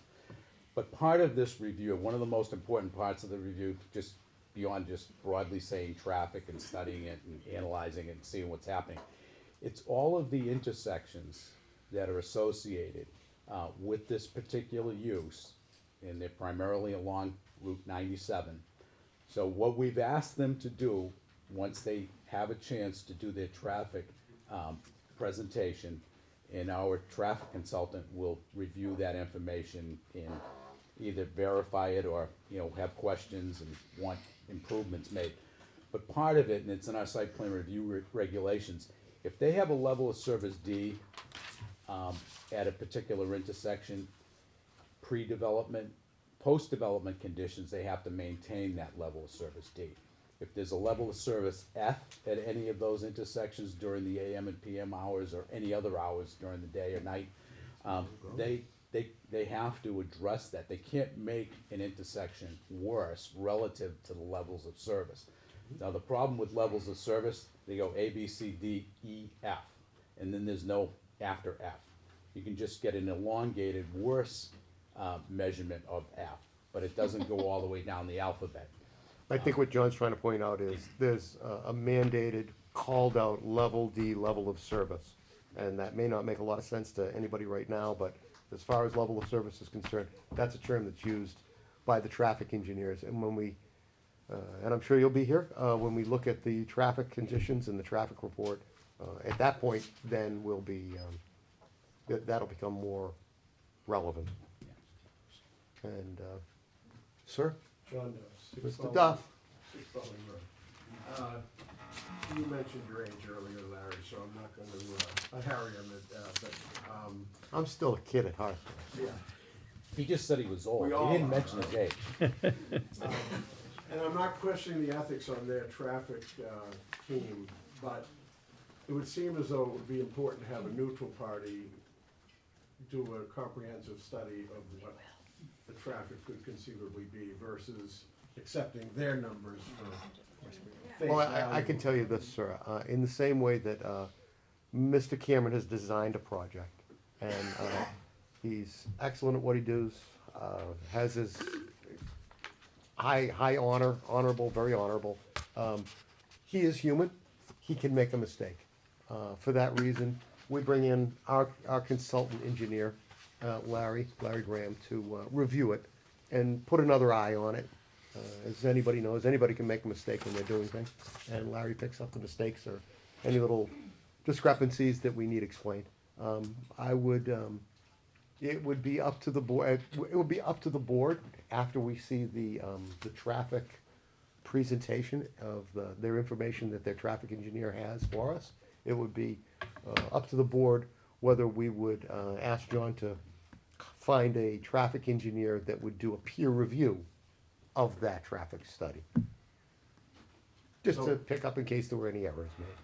So it would be a review of their traffic study, not an independent study done. Oh, no, it has to be an independent study if you do something like that. They need to look at it themselves. Gather their own information. That's a lot of pressure on Larry. Larry's He's not gonna Larry's do a like, study. No, I've done the first part. yeah, Larry did the first part. No, I mean, just in general. Oh, absolutely. Larry's a rock. Don't worry about him. He's a rock. Beyond reproach. Absolutely. Approachless. We couldn't have a better consulting engineer. Sir, did you want to make a comment, sir?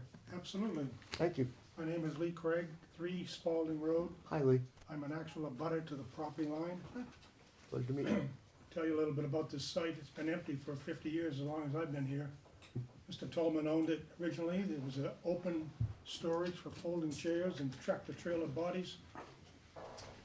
Much of the backside of the site was wooded, and somewhere along 1979, 1980, Fred True worked through a zoning change for this area to try to encourage more uses out of it. And I think it was changed from what it was to a light industry kind of thing. And in that warrant that the town approved, it identified what those items were that could be in that zone. This kind of facility was not listed. The back half of the property was wooded, and so we fought against having construction in this area. And the town approved a 600-foot buffer zone from Tenney Street into this area, which includes some of this property. A 600-foot setback? Buffer zone Buffer zone. made from, I think, RB to B for And- residential use. I have to stop you, sir, just so I can get that and understand that. This was something voted at town meeting? I believe it's in the warrant of the town meeting, yes. And what year did you say that was? I'm sorry. 79? 79 or 89, I'm old like you. Have to wipe it down. 79 or 89? That's what he said. He doesn't remember. 1979 or 89? A buffer. 79 or 89? Hold on, he's looking it up for you. It's a big timeline. You'll have that in your archives, I'm sure. You're the only one. Were you even here? You weren't even here then, were you? No, but you can go pull all the warrants and all the town meetings. Anytime you need development. You can just search on the site for, Yeah. probably there. I know. Fine. Search. Is it all? Go all the way back? Every town meeting. I believe it was in 79. 79, sir? Okay. Recommendation by the planning board, for the article to be adopted, Fred True, John C. Travis, and Elizabeth Weller were the board members. And it was Article 19. It allows for special permit, light industry, indoor amusement, wholesale, auto sales and service. And then it said, the area for 600 feet south of Tenny Street will be rezoned from IB to residential B, thus providing a buffer zone between the skating area, this was gonna be a skating I area. understand, so it was rezoned to be Right. But a residential. Identifying the Okay. 600-foot buffer zone. But there wasn't a buffer zone, and it acts as a buffer zone, I understand, but it's actually a zoning change, Well, the of course, the district. Okay. when that was proposed, everything was fine. It was wooded, it was not a problem. Between now and then, someone has gone in and cleaned every tree off this site. And the Conservation Commission, as far as I understand, got upset by that and had the then owner or the persons that did that And that's 600. put in concrete bounds to identify the wetland area. Okay. And that's in the back of the site. Unfortunately, the buffer zone is now only on paper, and the residents in that, and Spalding Road and Tenny Street have no trees except for my property to protect them from whatever happens in the site. So I wanted to clarify the buffer zone.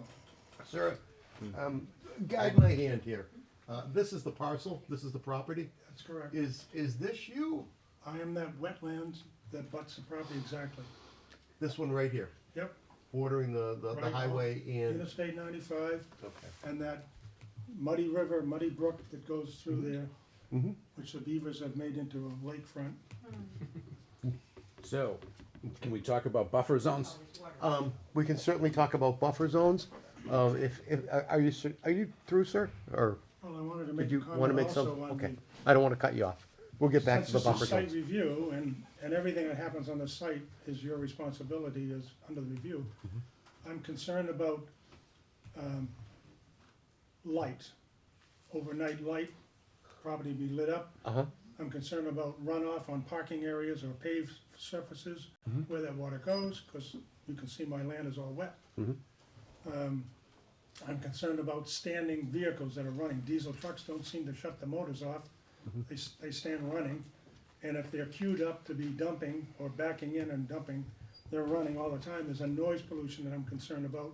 Mm-hmm. So the site is gonna have runoff, noise pollution, water damage, and view, site views because of lights. Those are my concerns. Okay. Just so you know, sir, we're gonna be dealing with each and every one of those concerns.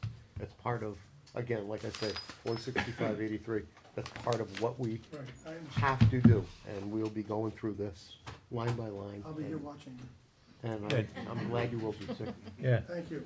Glad you will be. Please state your name for the record. Cheryl Block, Bella Woods.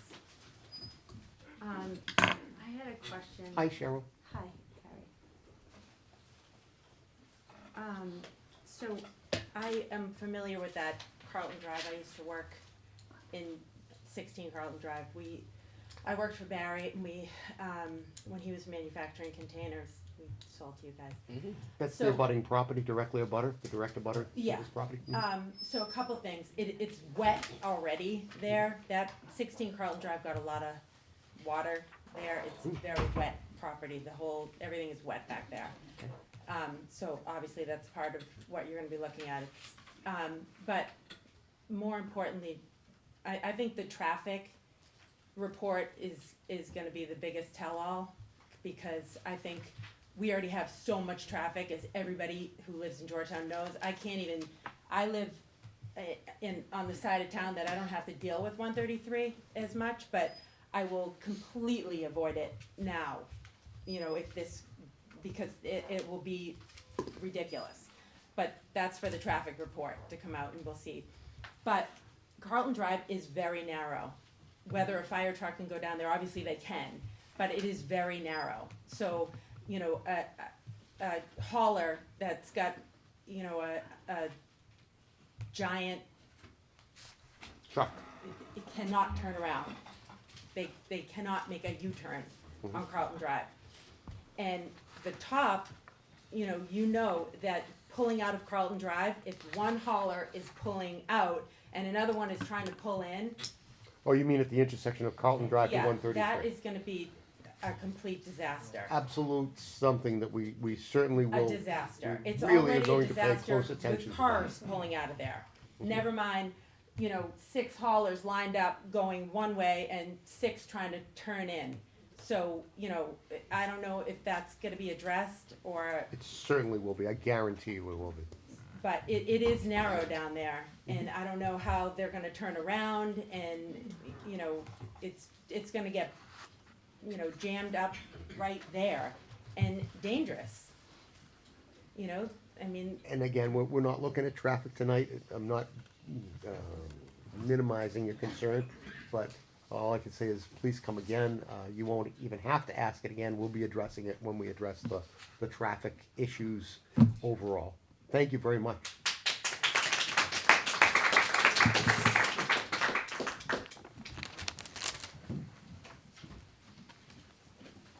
Kostya Lebedev. I live at 11 Tiger Road. Well, I'm sorry, what's your name, sir? Kostya, Kostya. Costa. Pleasure to meet you, Costa. I'm Harry. Nice to meet Pleasure you as well. My question is, I think it's very safe to assume that the values of properties are gonna go down significantly in the proximity of the dumpster. Also, the value of the properties are going to go down throughout Georgetown. My question is, so what would be the positive financial impact from a revenue standpoint on the city of Georgetown? So I can do some math and see if it makes sense. So your question is Let's say premised upon the idea that if this gets approved, Yeah, if it gets everyone in approved, Georgetown is going to That is have a diminishment of their property value? correct. We could certainly ask the assessor that question. Well, it's common sense, it's not an assessor. Would you agree with me? Nobody wants to live next to a dumpster, and nobody wants to live in a town Yeah, where the I'm not an dumpster is appraiser, located. I don't know the Well, answer to people that. are willing to live in this town, but at a certain price threshold. See, I'm in a funny position where you're asking me personally, because I'm also sitting on this board. And if I do my job according to this site plan approval, no one driving by that facility, either on Route 95 or 133, will even know it's there. Harry, If I said, if I do my job, we have to do buffering. We have to prevent it from being seen. We have to take all those things into consideration. And if the buffering doesn't work, then it's up to if what is proposed is not gonna work, then every member of this board has to. Harry, what I'm saying, perception is reality. Everybody knows it. We live in the world of the internet. People will do research before they deciding to purchase a property in Georgetown. So my question is, how much money are we going to get as a result of this big dumpster being built in that location? And what would be the impact to my taxes versus the impact that I will have because my property value will go down? I understand. That's the second piece, I'll calculate myself. My question is about the first one. So your question is, what is Will my taxes go down? will your because- taxes go down? Yes. And you want me to ask that of the applicant? No, I'm just trying to understand the mathematics of the financials. Yeah. What is the benefit for the city of Georgetown to build this dumpster? I would say that would come in the community impact statement, when we get a community impact. So how much, Yes, that's all part of what we asked for and what we have to get. Well, we certainly don't have to believe anything we're told blindly, but we have every right to ask for that, and they have the right to present the information.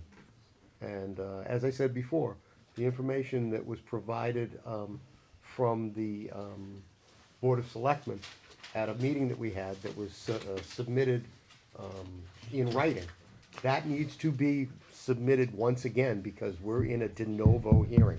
As far as everyone's concerned, that information, which named some financial benefits to the town, that information is not in the record of this hearing.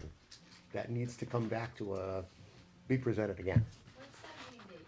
Because I asked, my question was about meetings. I'm sorry, What was that meeting date? I'm very sorry. Can you ask him what the meeting date was? I don't know. I honestly don't know. I'd have to look it up. Very sorry.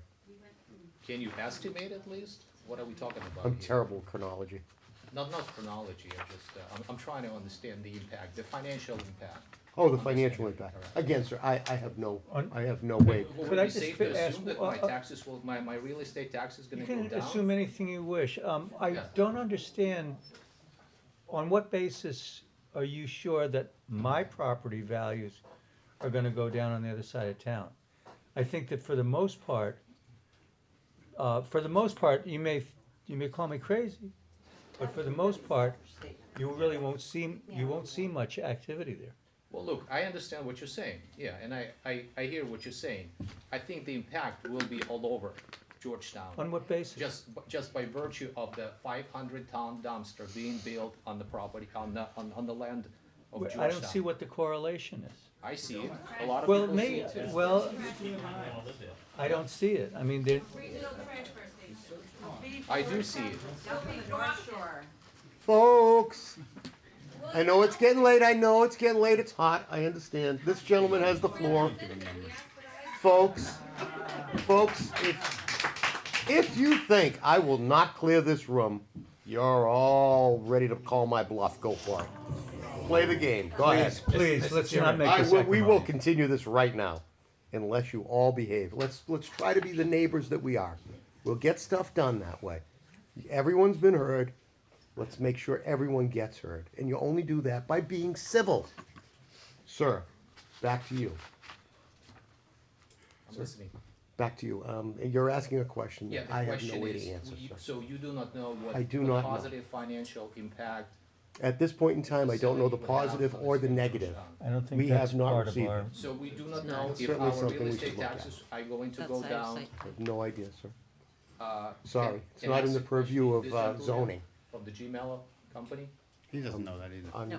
not even going to ask the applicant for So a determination of taxes. a decision was made to issue a permit to build a dumpster without taking into account the financial impact? I Is have it no what you're idea saying? what the ZBA That's took the into ZBA. Ask them, consideration. it's not That's, because of that's us. the question to I that. do know. But you are the ones who will be deciding the fate, correct? We're the ones that decide We'll decide whether or Site not location. the permit will be issued. the particulars of the project, the how wide the Site roads are, Yeah. Oh, how but not, Stormwater how management. tall the So roof helping is. so So help me I would- understand, I the would- decision I would- is already I would made? invite So we're you- just discussing the specifics? I would invite Could you, you get me sir. up to speed? Absolutely, you can get yourself up to speed, actually. Chapter 185, Can you give- 165, can I have a copy? 83. John can provide you with a copy. You can It's online. download it. It's online. You can actually download it. It's part of our town code. It's site plan review. And if you read it, you'll see everything that we're going to be dealing with in this hearing process. So help me understand, the decision has been made, we're just discussing specifics? The decision has already been made by the ZBA for the use, the 500-ton use. Okay. That use, the ZBA said yes. Now it comes to this board. Right. This board says how. And we send So that we back say to the yes or ZBA. no to the actual to the plan. project. Yes. Plans. If it's impossible for us to say how, due to some unforeseen reason that we can't engineer our way, then this board would deny it, it would fail to proceed through, and it would be a functional denial of it. We don't automatically say yes to every project. Right. But Understood. keep in mind, we're talking about the facility here. Correct. How big the building is, how wide the road is, does Understood. this Understood. stormwater work? Yeah. And there are other considerations, but again, I invite you to read it. I invite you to read it, sir. I'd love to have a And- copy. And, absolutely. Cool, and it's available to. It's online. Absolutely. John, clarify for me. We make a determination, and then that determination goes back to the ZBA. Correct, as part of the input that's required of us for their permit for the water resource district. Just for the water resource system? Yeah, and again, take into consideration, if this is determined ultimately a major development review, that determination is made by the building inspector. I don't don't know if his determination may be appealed, that might be another issue. But if it is a major development, it comes back before this board for a special permit. And, you know, I just wanna point out real quick, there was there's mention of a 600-foot buffer zone from Tenney Street. Yeah, I believe the gentleman was referring to, it was described as a buffer zone, but what it actually is a residential zone. Okay. Which would be buffering, the neighbors on Tenney Street from the IB zone at the time. Right. Okay. Now, just so you know, this is Tenney Street right here. I already measured this out here. 500 and this is Yeah, 600 going feet right there. into here, that's 600 feet. And then, Can you pull up the zoning, though? Can you pull up the, oh yeah, the zoning but, overlay? but now, the nearest house to this development site, I'm gonna start right here, that's the nearest house. Let's see if we get a measurement. Well, let's just go from that house. Alright, so, let me get down here to 600 feet. That's 500. Say that's close enough for government work. Well, All right, 610. now, yeah, so, maybe the project engineer can point out, where is the closest point of the building that you're gonna be building on this site? Is it closer to Carlton Drive, or? It's much closer to Carlton Drive. The area where you stopped is a meadow that we're proposing to restore, one of the cleared areas. Okay, so the buildings, say where this arrow is right here, it's gonna be Yeah. right here.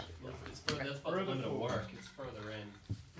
I don't have a much scale, it's hard adjacent- for me to. Adjacent to 16 Could we let Carlton. the project engineer answer the question, please? Be down near Carlton Drive. Slide down, right Folks, I can't hear what's going on, please, folks, please, tonight, please. So is it generally in this area, that the proposed building, or is it up here? Can the project engineer answer John's question, please? Scott. Okay, everybody. Scott? Scott, you have the floor, please. Thank you. You see where it says 1546? Keep going down, keep going, keep going. This is not the scale right around that area, is where that building is located. It's difficult on this to give an accurate representation, the plans are on record. And you can- I understand. Can I ask what the point of what you're saying is, John? It's about, Yeah. it's about, That's it's about 1,200 1,000 feet from the building, Greater. right? Okay. Yeah. And that's the point. Yeah. Is there somebody else that wanted to make a comment? Mr., I should have called you first, Mr. Bonavita? That's okay. You don't have to write it. You probably should sign in, though. Already have. Great. Question, comment, sir? Yes. So, Mr. Chairman, members of the board. Wait, who is this? speaking? State his I'm name. sorry, Oh, I'm sorry, Joseph Bonavita, 7 Burnett. Thank you. Selectman. Selectman. Yeah. Although I'm speaking as a citizen this evening, okay? So I wanted just to, come to the meeting and, and chat a little bit. First and foremost, going back a little way, we have, the mission site, the marijuana facility. And we got a lot of, flack for that, being a business and the type of business it was. I had concerns as well, right? I will say that, a lot of folks, they really don't have a lot of negative things to say today, after it has been, built. It provides a service for, medically. Excuse me, sir. Sir, please. Please. There is no medical marijuana facility on 16 on Carlton Drive. I'm sorry. Excuse Let's get the facts. Okay, I think he's trying to make a somewhat different point. He's not trying to make the point that there's a marijuana facility. Would you allow him Yes, absolutely. to sit in silence and let him speak? You don't have, can I just say, he has the floor. I understand. No sir, one but- has the authority or the right to interrupt a speaker. We're in a public hearing setting. That's fine. You, sir, will have all the time in the world to say what you wanna say, but Mr. Bonavita has the floor, just like everybody else that comes up. Please respect your right. He's sitting right back there. Thank you, Mr. Chairman. And thank you. I mean, to the point was, back in the day, there was a lot of reluctance for that facility to come in. and it has actually been a real benefit, for the community. There are a lot of folks that go in, and they get product because it helps their health, right? It has also, quite frankly, been a really great windfall financially for the town of Georgetown. Putting it into our general budget has allowed us to do a lot of things, over the last, 3-4 years, notwithstanding we hired, 4 new firemen last year full-time. We wouldn't have been able to do that, without that facility. So point, is that there's a lot of reluctance to that as well. It's put in, people do their jobs to make sure, that, things are where they need to be, things flow the way they need to be. There's a lot of compliance around certain things, and this will not be any different. The state, I'm sure, will do a ton of checks, of this facility. I think it's even at least every 3 months, okay? So the town would be protected if this actually progressed, right? I also wanna say that I'm a little, unnerved when folks say that the town would be known as a dump, all right? Or the town is known for a dump in its marijuana facility. I think this board and a lot of boards that volunteer their time should actually be insulted by that statement, me being one of them. The reason being is we put a lot of time and effort into projects like this. We follow the law, okay? And in the time that I have been part of, these boards, we have built a school, which we should be very proud of. We have hired, again, 4 new, firemen full-time. We have 2 new school resource officers where there are communities that don't have one, okay? We have practically no crime, right? So there's a lot more to Georgetown than just this.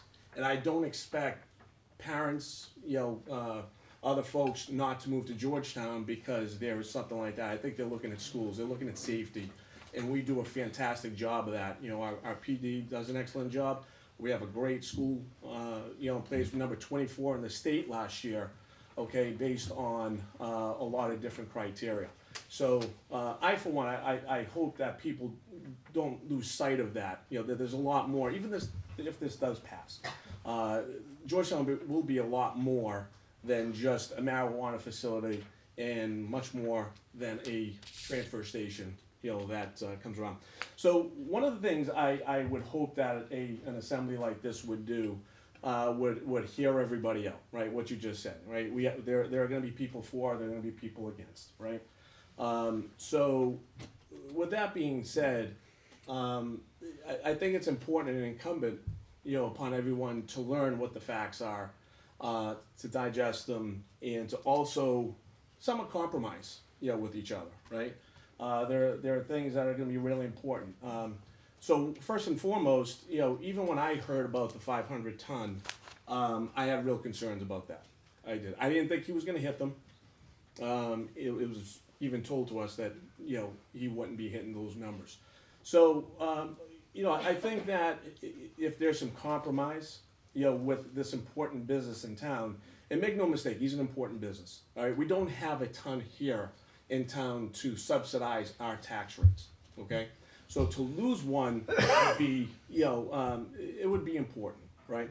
So I would like to see the town do a lot of compromising here with this business. There are certain things, like I said, the tonnage, for me, it was also about timing and when these trucks come in.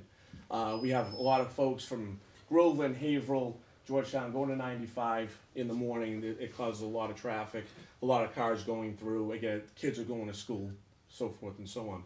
So, a couple of compromises that, came to mind.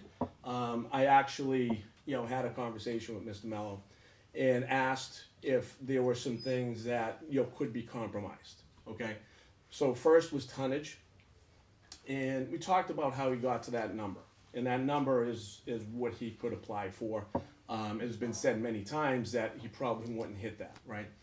So, Mr. Mello and I actually came to an agreement, at least to bring to the board, as, again, I have nothing to do with this, but there's a 500 ton application, Mr. Mello actually, in his conversation said he would go to 300 ton. Okay, so the 300 ton is certainly a concession, a compromise to start with, and I think that it's an important one. It's an important first step, right? Also, as far as timing, I talked to him about what he could do with especially those heavy trucks in the morning. Okay, about going to 95, going back from 95, so forth and so on. So I think there's what I would like to see is that the heavy trucks stay out of the 133 area somewhere, before 9 a.m. so that people can get to 95, people can get their kids to school, right? And then from, after that 9 to say 3 o'clock, all right, those trucks can come in once a lot of that traffic subsides, right? Because now everyone is pretty much at work, all right? I think that would be a nice compromise. I have actually been out on the road. I did my own kind of research where I was on Carlton Drive. I kind of saw what the traffic was from 9:30, 10 o'clock, 10:30, 11 o'clock. I know where the board is. I get it, but I also like to speak to you guys as well, so no problem. So with that being said, I think that would be a nice, ease back on the traffic. I know the traffic study's coming later on, but is that something the board would look at to say, these are the trouble times, all right, between here and here. So, Mr. Mello, why don't you look at, the traffic before here? You can't have the large trucks come in before then. Let everyone get to work, let all the kids get to school. In between that time, and I would actually invite a lot of people to go to Carlton, 10 o'clock, see what that traffic is. Okay, it's not a ton. All right, I think that a lot of those heavier trucks can get in and out of there very easily.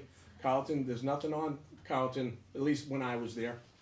Okay, so again, I just encourage compromise, figure out what's important to everybody, what everyone can withstand. As far as the tonnage, by the way, during compromise, it has to be realistic compromise. All right, Mr. Mello is actually going to be spending 7 figures, all right, to get this place up and running if it gets to that point, right?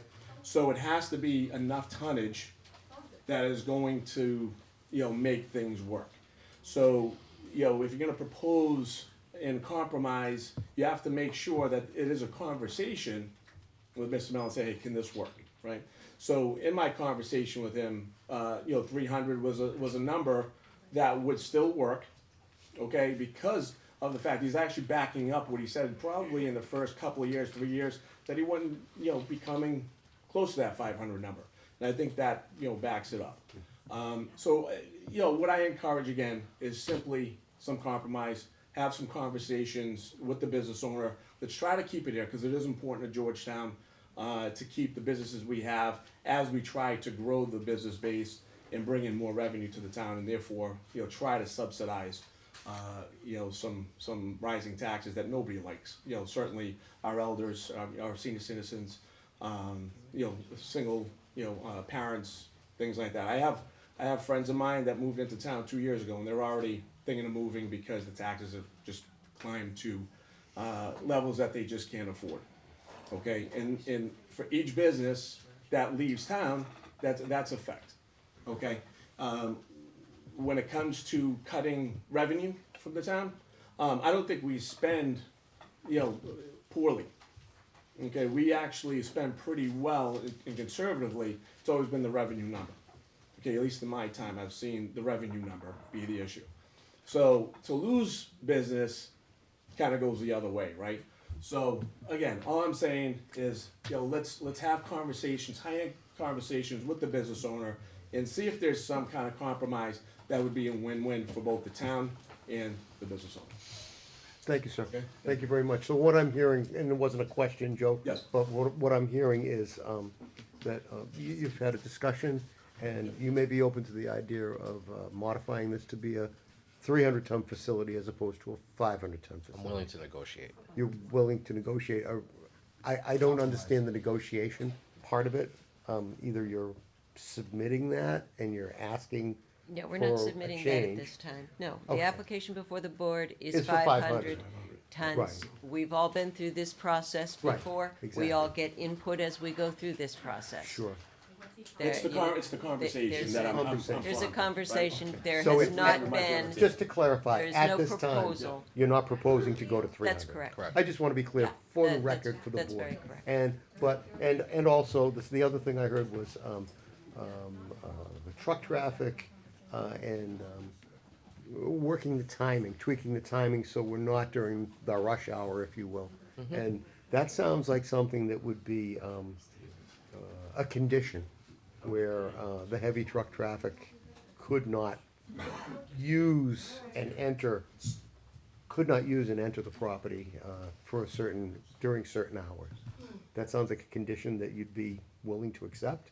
Certain size vehicles, absolutely. Yeah, okay. Excellent, okay, that sounds like we clarified it, great. Did you wanna say something? sir? Yeah. Sure. Sign in. Absolutely, please, and let us know your name.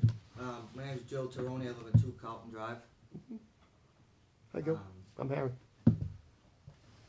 So, I know all about the street, my wife's been stressful lately, she calls the cops like once a month because, there's trucks coming at 4 in the morning, 3 in the morning, dropping, banging stuff, not our facility. Where is this, sir? 2 Carlton Drive, I'm the only house on the street, I was never even notified this by Mello, nobody approached me, but I'm not in a butter, but I'm the only house on the street. Okay. It's crazy to think that that street is wide enough. If I come down my driveway and the ground's moist or wet at all, my wife is sliding right out to the middle of the road, and there's no way they could stop. I used to walk my dogs when we first moved from East Boston 12 years ago down where they want to build this and watch the same family of Fox walk with its babies every year and everything down next to that nice beautiful stream where they're building this in the back there. It's just too dangerous for me. I'm losing the value of my house, and he talks about you guys should be offended. Been going through a lot with cancer in my family lately, and I wasn't even going to come here tonight, but I'm sitting at home listening to my wife yell at me when I think this gentleman here says that we can get a history lesson of the way the rules work around here. When I don't need a history lesson. I know the history lesson. The value of my house is gonna go down. If you drive down Route 1 on any warm day, there's a facility, the doors are open, and the whole town smells. I just don't, it's horrible for me, and I was offended by your comment, and you guys were all smirking, and that's what made me come down here. Because I'm being affected. I'm not aware of the comment that was made, sir. He said we could get a history lesson of how everything works. There's nothing that we could do now, it's already approved. I was here at the beginning, I seen everything, I seen how it all works. There's nothing I could do. I very much I doubt work anyone was. every day of my life. Now my wife wants to sell the house. I work hard every day. I come home, the value of my house is going down. My wife's like, we gotta sell now, we gotta sell now. So I gotta take a loss.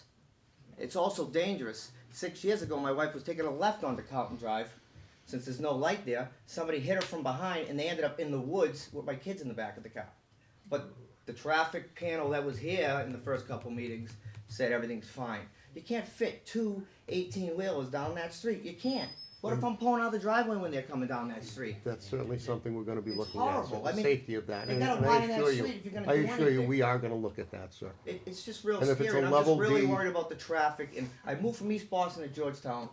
And I love the schools around here. My kid's a big wrestler in town. I love it around here. And I just hate to see my whole town on a nice spring day smell like sweet smell through the whole town, like that new JRM facility on Route 1 smells. That's all. That's all I have to say. And And I can assure you, we will be looking at it, sir.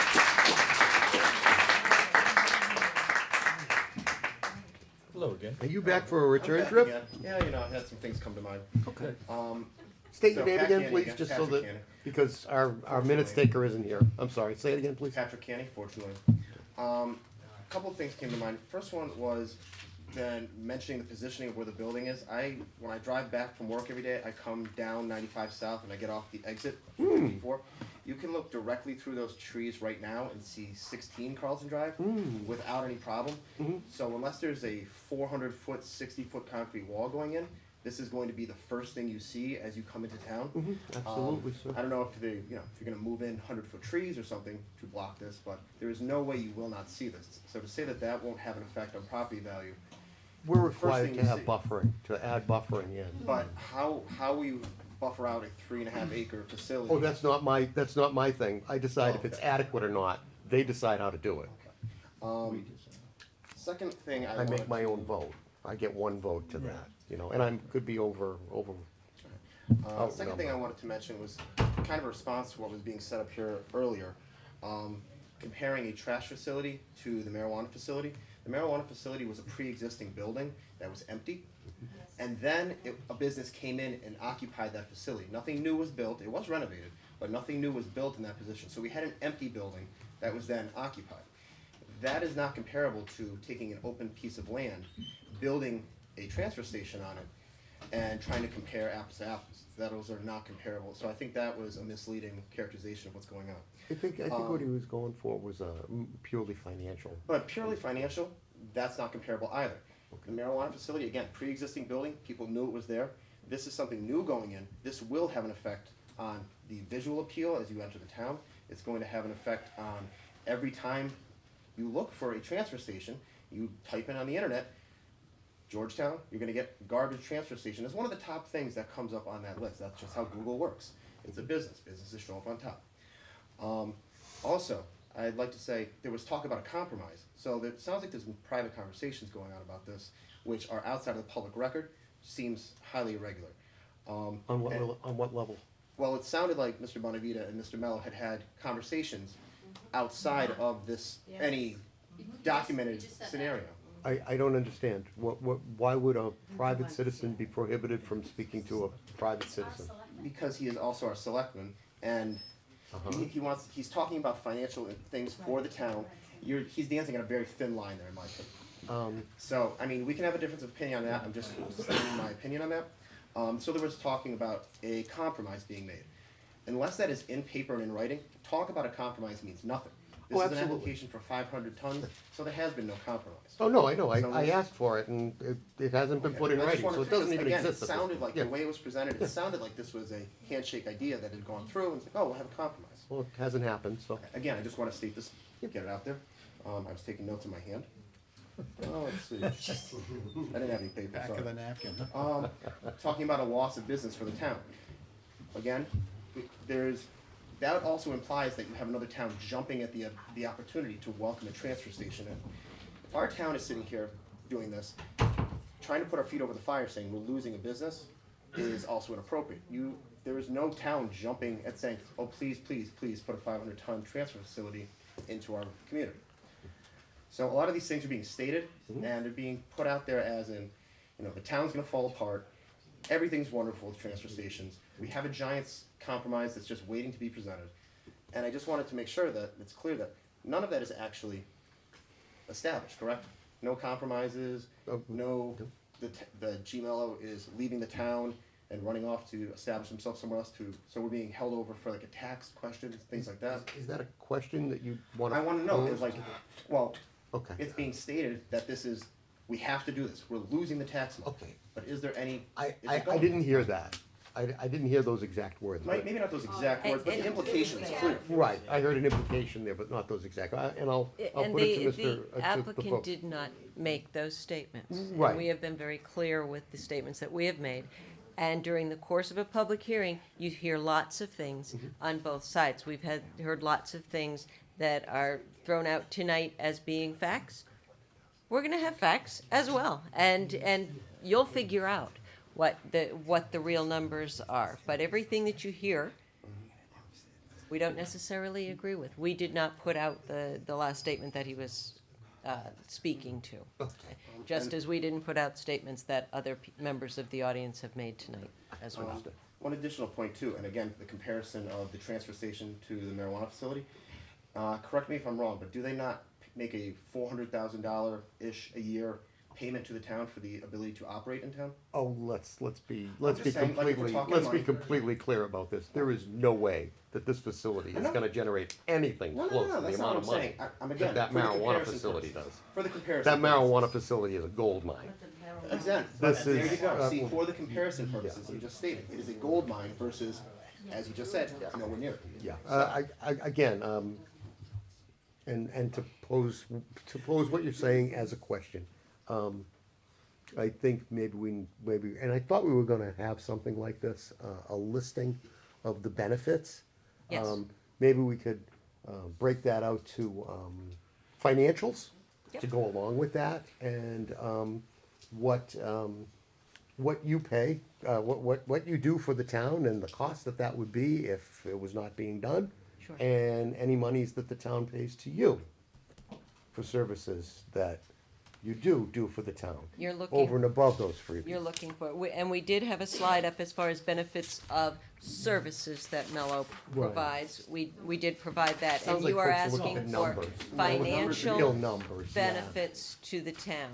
Financial benefits to the town. And that is a typical thing for you to ask of an applicant during site plan review. Absolutely, well, I don't know if it's typical, but it's certainly now. Certainly, it's being asked by the public, and I'm just reiterating that. It's entirely your decision whether you want to provide that information or not. It's free country. It's profile Sir? information. It sounds like people want to know. Sounds like you should give it to them, but I just wanted to it's share. your decision. Thank you, sir. What's your name again, sir? Pat Cannon. Pat Kenny. Nice to meet you. There's somebody standing up behind you, but He ceded his spot to you. he seated his spot. You relinquished your moments? I did. I understand. But while we're on the subject of financial, Okay. Name. My name is Jonathan Samuel, 16 Carlton Drive. I'm also going to address that site. As Patrick just noted, the agreement with the medical marijuana facility has a guaranteed payment to the town built into it The as host part of the agreement. agreement. It's the host agreement. The host agreement. There is nothing in this agreement that I've seen in this application that makes a payment to the town from Mello. Okay? Nothing I've seen either, sir. Okay. Mr. Mello is currently leasing the current facility, $40,000. That's his lease payment, I can tell you this. Public record. The town is a $27,000 charge that Mr. Mello is charging for his services for the town. Okay, so that's a net of $13,000. It's on a 50-ton facility. I've heard no numbers being changed, except the lease is going to go away. Okay, so that $40,000 of income. You're going on the presumption that Carlton Drive opens as a If facility. he You mean purchases the Carlton, 203 if he purchases West Carlton East Main Drive one and closes Yeah, 203 okay. Main, we lose the lease money, income. Okay? There's nothing in this agreement about controlling the cost, which by the way went up 2 years ago, was $23,000, went up to 27. There should be a condition in there controlling the cost. Perhaps there should be some sort of percentage of volume, considering you're going from 50 tons to 500 tons. Okay? And, opposed to what Mr. Bonavita said, there is also the tax implication of the fact that my business will be driven out of business because of inability to get in and out of the street. Cambridgeport will be driven out of business to get inability to get in and get out of the street. And Mr. Enos, who owns the land at 16 Carlton, will absolutely have a great reduction in the valuation of his building, which will reduce the taxes that he pays. He's happy to have his taxes reduced. However, he preferred to keep his building valuation where it is. Okay? His taxes doubled this year due to a revaluation of the property, and he's already appealed that. But that valuation is going to go down if it's being impacted by the facility next door. Okay, so you're going to lose two businesses, at least two, because in fact, let's make it three, because the CrossFit gym has also said he would be forced to move out if he can't get people in and get out of there on a reasonable basis. And with a line of traffic, that's not going to happen. It certainly sounds like something we'll have to examine in the traffic analysis. Thank you, sir. I think that a payment would be appropriate, since many other towns receive payments. Newbury, I believe, gets a percentage of the volume. Unfortunately, what you're referring to is something that could be dealt with in special permit if this was major development If any review. of us had known However, about it. keep in mind, this is not at this I time. This is understand. site Yes, plan you can waive approval. that all day long. Okay? We have to do things Yes. using We also the have to authority face the we have. reality that no one knew this was happening.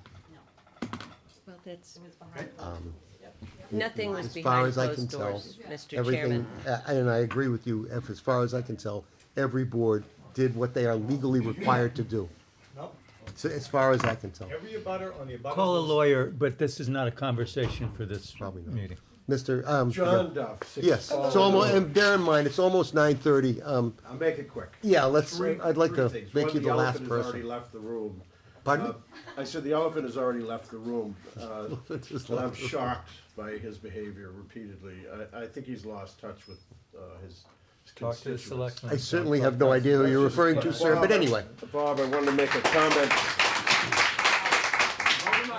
I was a little offended by a comment you made, Bob, when you implied that your real estate values would not be going down, because it does imply in your statement that mine will be. I did not mean, no, you So, inferred that. Gentlemen, That was not gentlemen, my, guys, I'm sure whatever was said was not intended as any kind of a slur to you or an insult.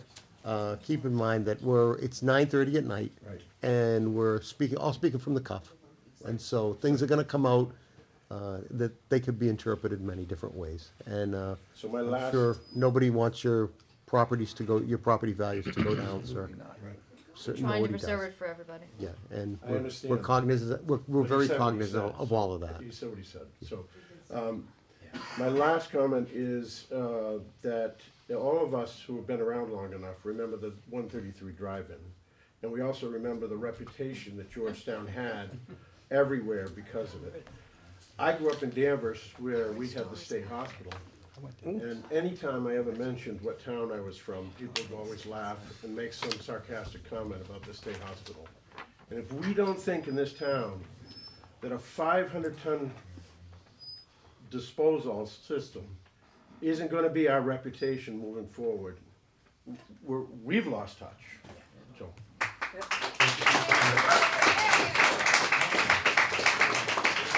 So would you look to your right there, is there anyone else standing? Yeah, I'm the last one. Oh, you're the last one? Okay. Who is that? Mike Birmingham, 12 True Lane. I got a couple questions. Are they gonna be brief? And Because it's actually- getting really late. Actually, directed one to you. Last meeting, you had stated that 133 was not our responsibility to maintain. The ZBA is on record as saying it is our responsibility to maintain. And we've actually had surveyors on Carlton that we've confronted, and they said they're looking at 133 in Carlton to see if we can expand each of them. So I'd like to find clarification from the board. What is it? Are we responsible for maintaining 133, or are we not? Because the boards, the surveyors, you guys are all out of whack. Whose job is it to maintain? My understanding is 133 is a state-owned highway. And no Peter does cost. not maintain those highways. So that surveyor was not yours? Pardon me? The surveyor was not yours to look about length of widening Carlton and widening 133? Didn't we ask for a survey? We asked for it, I believe. Nancy, was that surveyor on working for you folks? Yes, and that's going to be part of the traffic Why would you have, so information. you're going to look to the state to put the turn lane on 133? 'cause you can't. I have no idea what the results of that We want an survey official will, survey, yeah. will discover. So I'm trying to find out who owns To the find out, costs. I just want to address the surveyor. No one from my company, the surveyor, would have no idea what they're doing out there other than surveying. So I can say for certain it did not come from my No, staff. there was someone out there Yeah. that made that statement. I can't help you there, Mike. So I any can't help cost you. of changing 133 does not originate from here, it goes through the state, correct? You would have to apply to DOT if you wanted to make major changes, any kind of changes to Route 130, is my understanding. I defer to people that are far more knowledgeable than me. Okay. So Larry, I got a question for you. On the fill, 35,000 cubic yards going in, is it all directed and slanted towards the west, or is it equally going west and east? Well, they have low points, basically 3 on the site, where they're picking up the surface water and catch basins going through water quality inlets to infiltration systems. So it's not gonna shed off the site, it's contained on the site. They're raising that grade, and my understanding is from Scott that they're looking at bringing that down some too, because they were up about 7 feet in. Because that'll be one of the issues probably with the Concom, because that wetland, that replication, cannot be that close to a road, because you're gonna get pollutants off, and it really actually goes against one of the reasons to create replicated wetland. But their site, as now proposed, is basically either curved or has a retaining wall around it, so that the water falling on the site is handled on the site. It doesn't shed off. Okay. There's overflows to those systems. Okay. Yeah. So the other question I was concerned with was the Concom, because I have a little experience with the Concom. I think the engineer talked about that you haven't had a third party, the Concom actually hasn't had a third party review yet, because it's just coming in March and they're not allowed to do it in February. So there's no decisions there, the Concom, correct? Yep, correct. Okay. Now, the other thing I want to talk about, because I know a little bit about it, is the meetings of the head meetings that's going on. I know some didn't know who was in them. Every board was in them, all right? And it's all on record, and where the chair actually stated, and he directed the boards to sit there and say, this is important, it's a $450,000 loss. It's on record. And he said jobs would be lost. It's really important that this get done. And then he said, he goes, I'm not telling you to do this. He goes, but we're losing $450,000. Now, when asked from one of the members of the audience where it came from, he stated, well, it came from the applicant.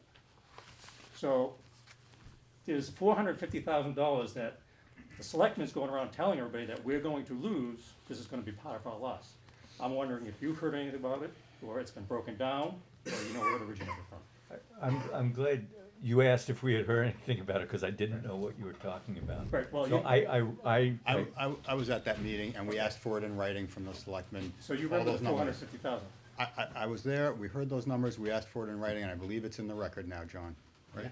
Yeah, I mean, it was televised. Yes. The whole thing Right. was televised. Now, the first meeting obviously wasn't televised, happened between, June of 2018 and December 2018, because the applicant's lawyer brought it up, and she said, during a meeting of the heads, it was decided that 203 probably wasn't going to pass, and that we should go out and look elsewhere. To me, that's deliberation outside of an open meeting. At the time, the ZBA was open. 203 was still open, and there was a meeting with the head of the boards where they decided 203 wasn't gonna happen. Do you remember this meeting? I remember being at a meeting, but there's no permit, there was no permits being There were applied no for permits, but for this deliberation particular clearly site. occurred because Was it the here? applicant herself sat there and stated on record that it was Yeah, obvious to there her. was nothing clandestine about that. All it was, things were not going well with the permit for their existing site. You know, what they wanted to go from 30 tons a day or 50 tons, whatever it is, up to 300 tons. And it wasn't flying. You know, ZBA, the abutters, nobody wanted it there. So what they suggested is find a better place. We didn't know where he was going to find a better place. We just said, hey, maybe you could find a better place. Well, in And- June of 2018, Mr. Bonavita had mentioned National Way, and he also said 300 at 203 was much too big and it was too much traffic. But you go a tenth of a mile down, and now, well, 500, and now he's going, well, 300 is gonna be good here. Yeah. Why is he sitting there saying 300 is good here but not here, where it shouldn't be good anywhere in town? I'm just assuming, okay? The property owner had the property for sale. He approached the property owner, and the next thing you know, we were being applied for. Now, the property owner on National Way and Carlton are the same, both in error, What's that? both in error, On that 46 Carlton and National Way Yeah, property? at the end of Carlton, he owns the property on the right in property, and I'm saying he, I don't know that the trust or who's involved with it, it's just probably Now, in a June- bunch of family members. In June of 2018, it was still on the table of National Way. What happened to National Way? Because it suddenly, by December of 2018, it had disappeared, and now Carlton Drive was there. What happened to National Way?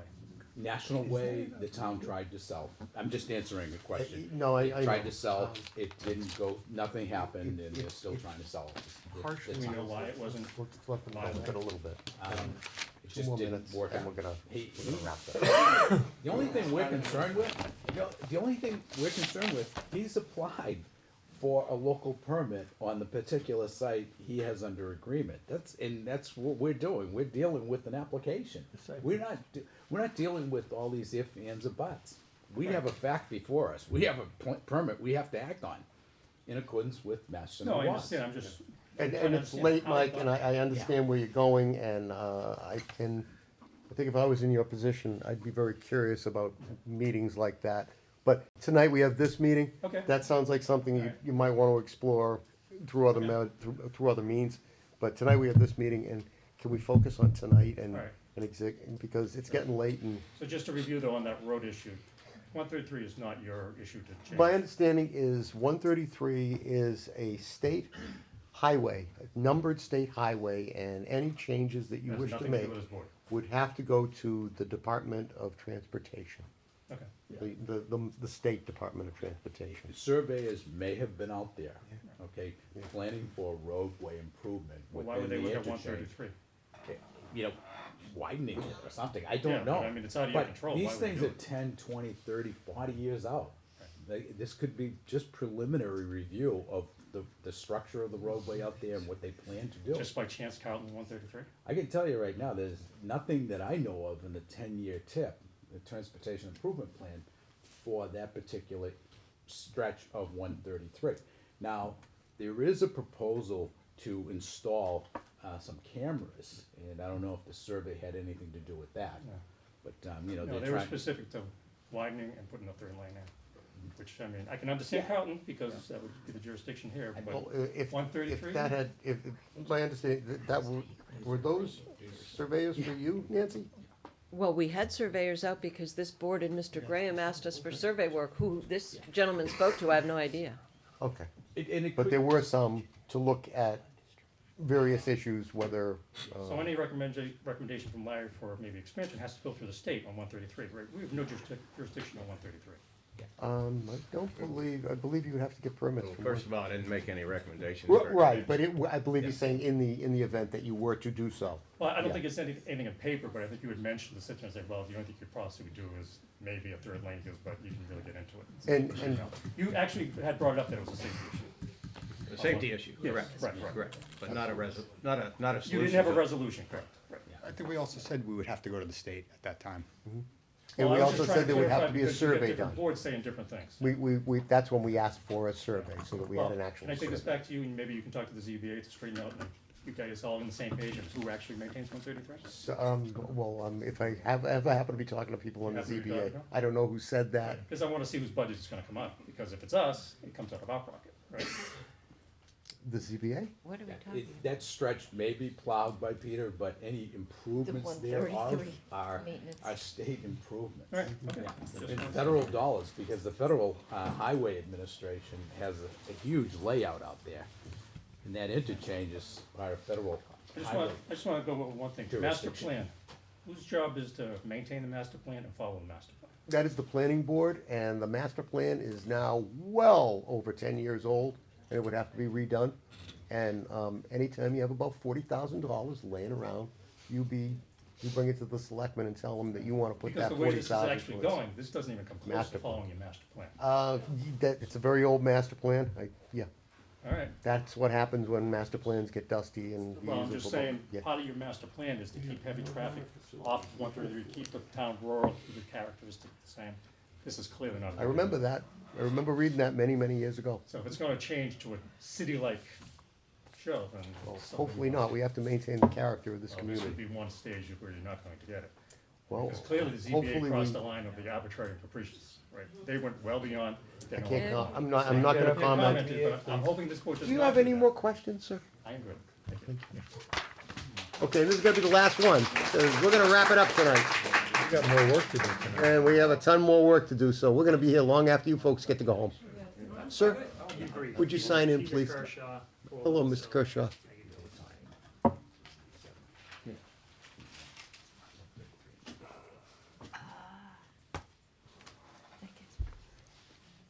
For those of you who don't know, I live on 4 Little Hill Lane, been in Georgetown for about 10 years.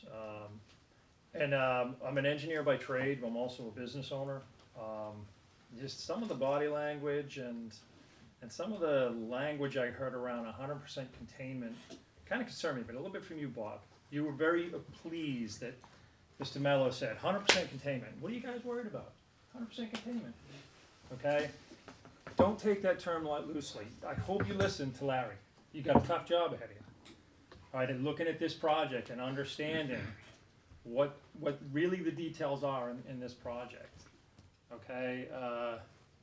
I want to caution you on that. And the body language was like a sense of relief, 100% containment. It's not the case, okay? I was in a industry where I brought in 10,000 gallons of flammable liquid every week into a manufacturing facility. I know what 100% containment is, okay? And I was surrounded by wetlands. So just really take that seriously about what the impact is on the environment and this community that we live in, okay? I could stand up here all night and repeat everything everyone said. I hope you Right? won't. I won't, okay? Please But I'm gonna repeat one thing that Mr. Bonavito said about, we need this, we wanna attract more businesses to this town, we wanna encourage people to come here. I, for one, believe that this is not something that's gonna attract business to town. It'll attract a lot of contractors, okay? I look at what's going on now in the building industry, homes, businesses being built, a lot of growth. Haverhill's a huge opportunity zone right now that is growing rapidly, okay? I kinda see Georgetown standing still. We got shops that are empty out there, okay? We got a community that looks like it's kinda falling back in time. That's my own opinion, okay? You guys can differ. Everyone can differ from me in this room. I'm fine with that. But that's what I see as a resident of the town. And my general concern is something of this size and this magnitude does not fit with the culture of the town. I'm all for a compromise. I'm all for trying to do something to meet Mr. Mello's needs as a servant to this town. All right? He does provide a service to us. And I met with him the other night, and I'm not attacking Mr. Mello. I'm appreciative of what he's done in this town. But, you know, let him go to another town and ask for a 500-ton transfer station and see who lets him in. Okay? That's a real fact. Okay? There's not a ton of towns out there opening up the doors, waiting for these things to come in. So we are in a position, as a board, as a town, as a community, as someone who provides a service to this town, to compromise. Okay? What is that compromise? We're at 50 tons right now. All right? And we're going to be processing 500 tons a day, 1 million pounds, of which only 3% of that trash is going to be ours. That's our benefit. Okay? And if he did leave, we'd go put the trash somewhere else. We'd still pay probably the going rate for trash. We'd lose a little bit on the lease of the land, absolutely. And I don't want him to leave. I want a compromise. Okay? I want the board to really look at this. I feel like you guys are kind of brushing away everyone's comments here. You know, and I think that really has to be looked at personally from this board. Okay? I admire everyone, all the effort and the time you guys put in, but listen, understand, what impact will this project have on our community?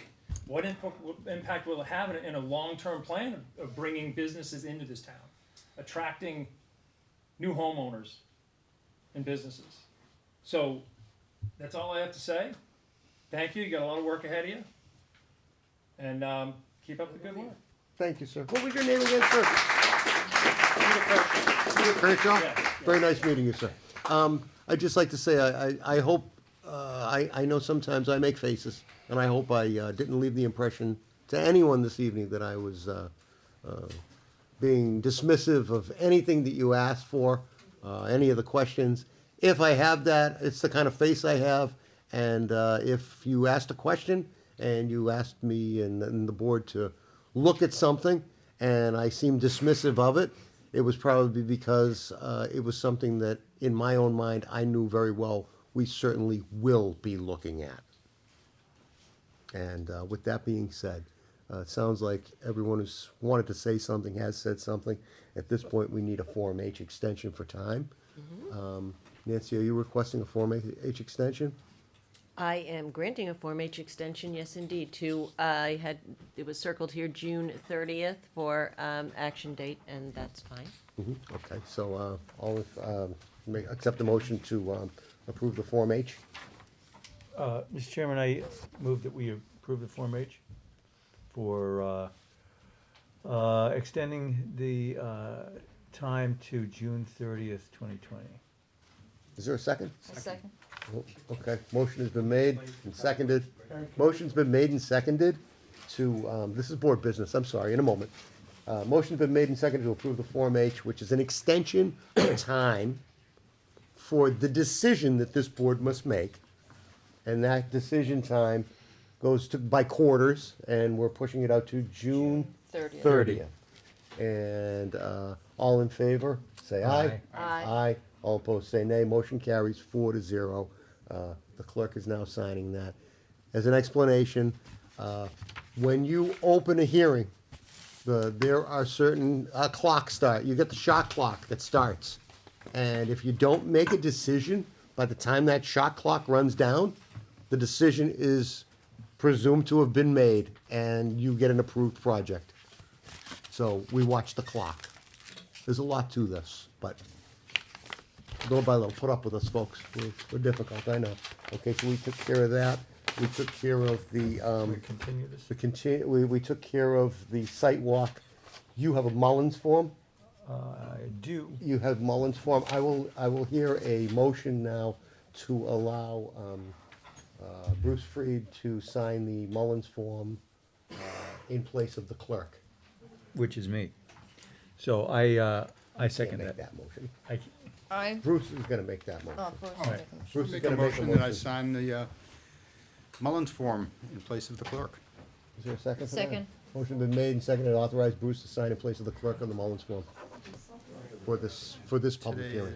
is 3/11, Attesting that he missed right? one, continuation of this public hearing and that he, what did you do? Did you watch the tape or? Oh, God, did I ever. Excuse me, the board has to, vote on an extension date, and it's date specific. If you leave, you're not gonna know.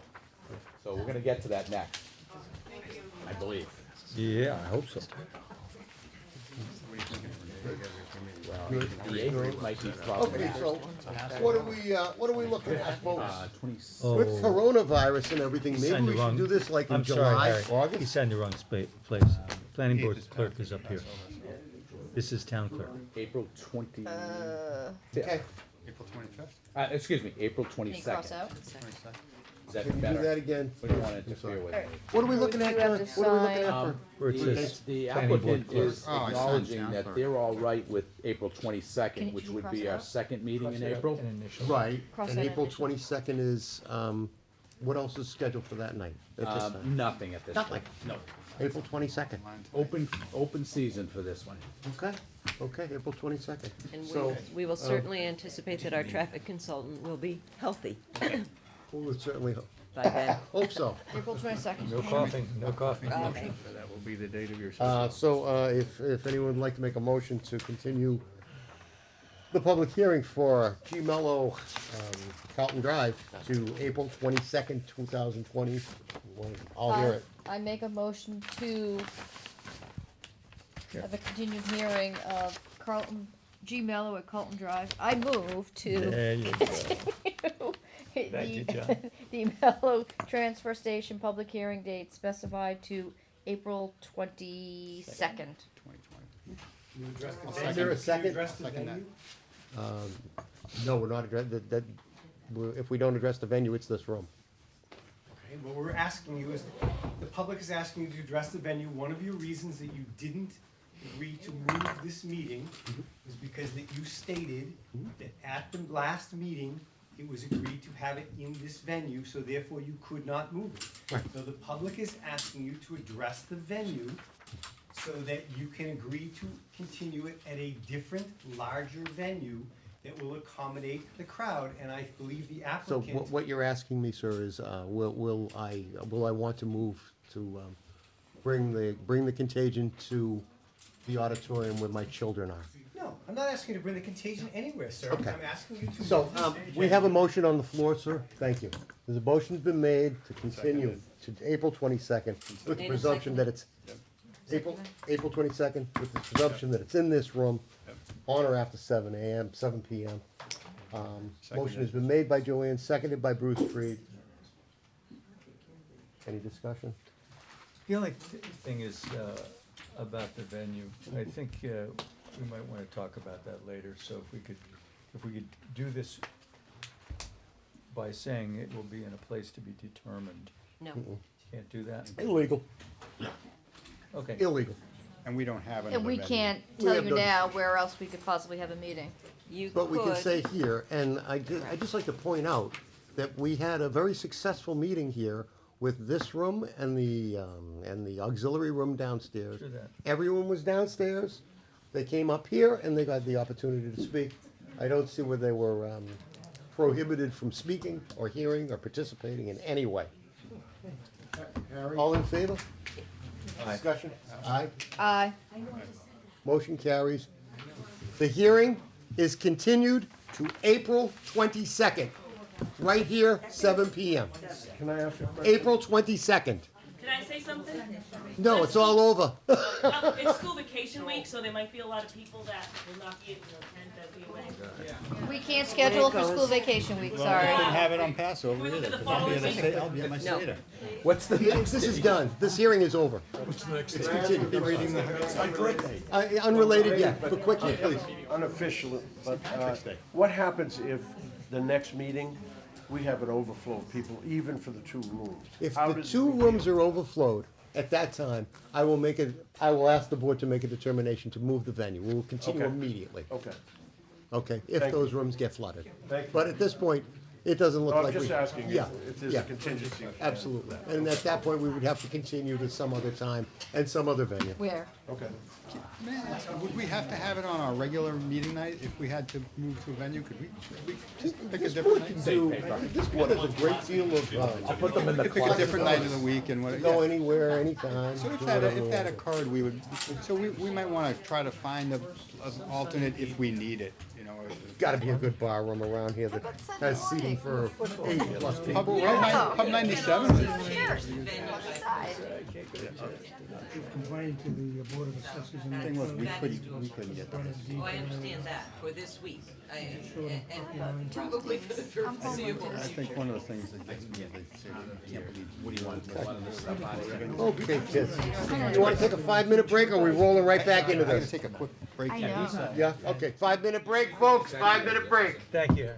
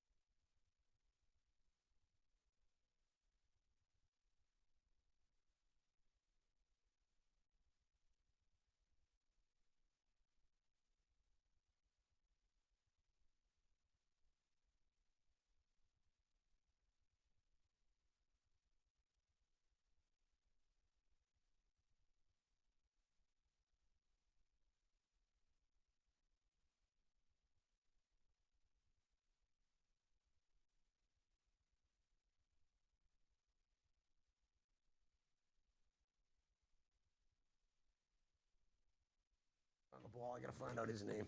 He's a I'll good get- kid. I'll get him. No, no, he's got it, John, he's on it, he's on it. Gave us the He's a thumbs good up. kid. Go. Okay, so, hi, everybody, we're back, again, planning board meeting, March 11th. It's a little bit after 10. Now, the room is empty, and we're getting on with, now that we've done the public hearing for G Mello, and that's been continued to the 22nd of April, we're gonna take up, I'll accept the motion to open the continuation of 196 West Main. I'd like to make a motion to open the continuation of 196 West Main Street. I second. Motion's been made and seconded to open the public hearing, the continuation of the public hearing for 196 West Main Street. All in favor, say aye. Aye. All opposed, aye. All opposed, say nay. Let the record show that the opening, this hearing is opened by unanimous vote, 4-0. John, I believe we need to deal with an extension of time of Yes. Form H. Yeah. And I think I see it right here. I'll accept the motion to accept the Form H extension until June 30th for this project. I move we accept the extension for the project until June 30th. You heard him, folks. Is there a second? Second. Motion is made and seconded to sign the Form H. All in favor, say aye. Aye. Let the record show that that's unanimous vote, 4-0. Good. John, the applicants asked to have this continued, I believe. Yeah, till, What are we looking at for a date? March 25th. March 25th? Yeah. March 25th, March 25th. So that's the next meeting. That's our next meeting, isn't it? Yeah. Okay. Is there anything we need to deal with? I mean, I haven't seen any new plans or anything. Yeah, the new plans are right here. I Oh, can okay. hand them out tonight to you, or you can get them in the packet. I'd rather get in the packet. Get 'em in the Packet. Yeah, let's do packet. So the only thing that would have happened tonight if we did review it, we probably would have sent those plans. The board would have voted to send those plans to Larry to have him start his review. Oh, well, we'll do that at the next meeting then. That's right. Yeah, Larry's got his hands full with some other things. So, And then I just wanna bring you guys up to speed. So, Well- 554 North. hang on a is second, scheduled- why don't we continue, Can we vote? 196, right? We're gonna vote, it's on the floor, so. Motion has been made to, continue 196 West Main Street to, March 25th, I don't think we 2020. All in, I believe there's a motion on the floor for There's a that. second. I Yeah, the second. motion has been made and seconded to do so, March 25th, excuse me. All in favor, say aye. Aye. All opposed, say nay. Let the record show that motion carried. The hearing is continued to March 25th, on or after 7 o'clock, in the third floor meeting room of Town Hall. Good, that done. All right, now. Great. 554 North now. What were we saying, John, about 554 North? They're scheduled to come back. I just wanna give you the agenda for next meeting, the Great. 25th. So 554 North Street is supposed to be coming back. 554 North. Oh, yeah, okay. Yeah. Sure, that's the OSRD like thing? And then there's a preliminary plan, for, also on North Street. Preliminary plan. Yeah, Ooh, for a two. Preliminary two lot subdivision? court. Yeah, preliminary subdivision. Okay. I know, we'll Now, still have to plan it, now, a you know, preliminary plan. plan for a two-lot court. Yep. On, where did you say, what street? North Street. On North Street. Yep. Did that meet, because tonight we just signed the notice to the clerk that we changed our regulations, so are we dealing with that one under the old regulations or with the new regulations, John? When did they get the application in? That application was in on March 3rd. And was that before the notice of the public hearing for the regulations, or? That was after. So they did not meet the deadline? Okay, so they are dealing with the new regulations, which, Calls for the subdivision, so. right, and those new regulations are, were given to us in this packet. It looks like this. Yeah, which yeah, we- yeah, yeah. Which we signed already, so it's, I believe it's ready to go to the, Correct town one, clerk? the one there's a page that has the correct names and Do we have titles. that one? So is that, which And one is I will that for? attach that, Okay, so I need to sign that? yeah, and I will attach, No, it says Harry Lockett, member, that's not it. no, it's not the one. There's a chairman one, and it's a loose page. Yeah, I think I sent Isn't it it- down this isn't way. this- No, it's just that, but remember, there was a loose copy of this, with Harry as, Is it in here? Sachin. Did I think- clean up there? Let's see. We voted the voucher, right? We did. No, we didn't. No, we No, put we it got off. the vouchers off, so we're not- We looked at it, we was held the it off. wrong- yeah. it was Wrong filled wrong out number, wrong, right? yeah. Wrong amount. It's a one-pager. Is that it? That's Oh, it. there it is. And Tilly hasn't signed Okay, it. yeah, that's all right. That's the only opening. All you need is really three, Okay. right? Okay, good, so that all goes in there, and everything's in the And I'll attach the the other green pages. folder. Yeah. John, I wanted to ask a question before we break about the green communities. Yeah. Um, Oh, yeah, I wanted to take one. We, the town Dems had, the Mass Climate Action Network come and they talked about, ways that the town, having a municipal lighting department, can, get cleaner, right? And this is a very professional organization. I'm bringing it up, and I really hesitate to say that it was the Dems, because it's really not a political, partisan thing. And I was wondering if these guys could connect with the town, because they had some awfully good ideas, and they've got a lot of experience in basically getting clean energy through municipals. One of the things that we did talk about, and again, I don't see it as political, is replacing vehicles with hybrid and eventually electric. Yeah. We've got a lot of roofs in town. We've got historical buildings, I know, but I know my church was built in 1836, and they just put in solar panels.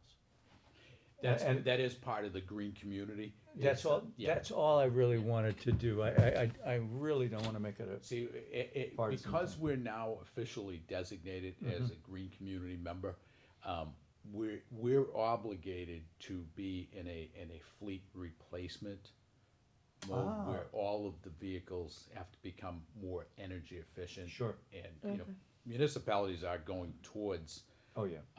electric vehicles whenever possible. So things are going in that direction. We may end up having an electric charging station available, you know, at town hall. And we really are at the cusp of electric vehicles becoming very common. I know GM has many programs for electric. You know, luckily the cars that are owned by the town are not going to Georgia. You know, they're going to Byfield. See, the biggest point with the green community program is that we're obligating ourselves over the next 5 years of Committing. attaining the goal of reducing our energy costs as a community in all phases of Awesome. energy savings by 20%.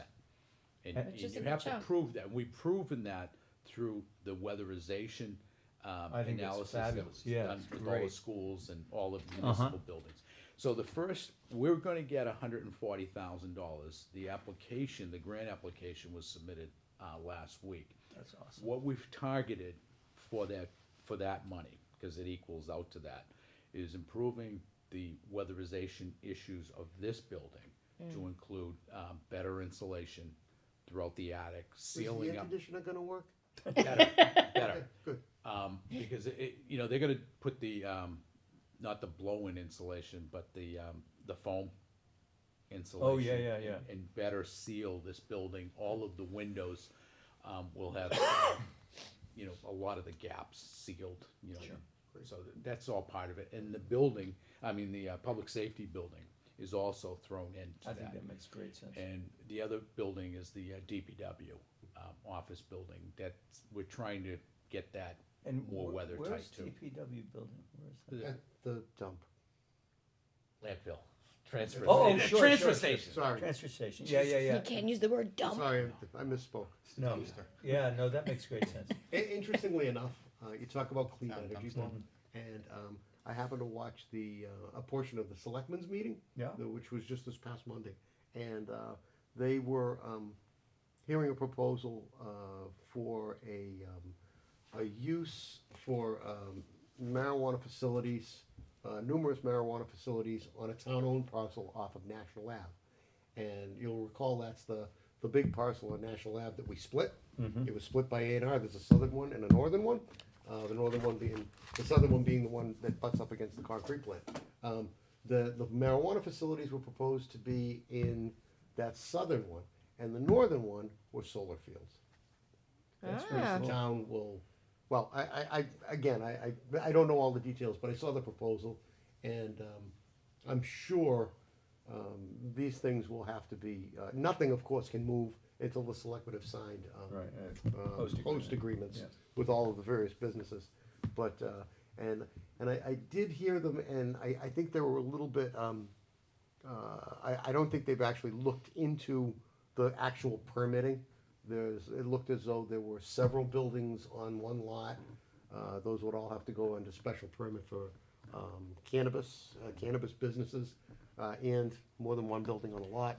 And the solar facility on another lot, is a special permit, for solar power. One of the selectmen mentioned that there was talk about using the current location, Mello's current location, basically the capped landfill for solar to power another marijuana operation. Or, that sounds wonderful. And the green community, again, that's part of solar panels too, Right. every year, and there's no year limit, we qualify to apply for competitive grants up to $250,000. Fantastic. So, and the state is so into this at this point in time, they're coming up with a new bond amount to help fund all of these communities. Yeah, and they have the money to. And Charlie Baker's been a champion. He really has been a champion. Oh, yeah, No on question. this issue, for Yeah, sure, yeah. yeah. Absolutely. And he's pushing CTI too. Oh, yeah. Okay, And- okay, we're drifting, let's stay local. I am drifting, Let's as stay a matter of local. fact. I think it's time It's to go 20 to bed. past, it's pretty close to 20 past 10. Is there any other business that we have to Yes, conduct? I do want to commend you for conducting a very good meeting tonight. Could've been Under better. incredibly Could have been better. multivariable circumstances leading up to it for Lots the of last moving 2 weeks. parts. Harry and I have been on the phone with one another every Oh. day. Talk to you more than I talk to my wife.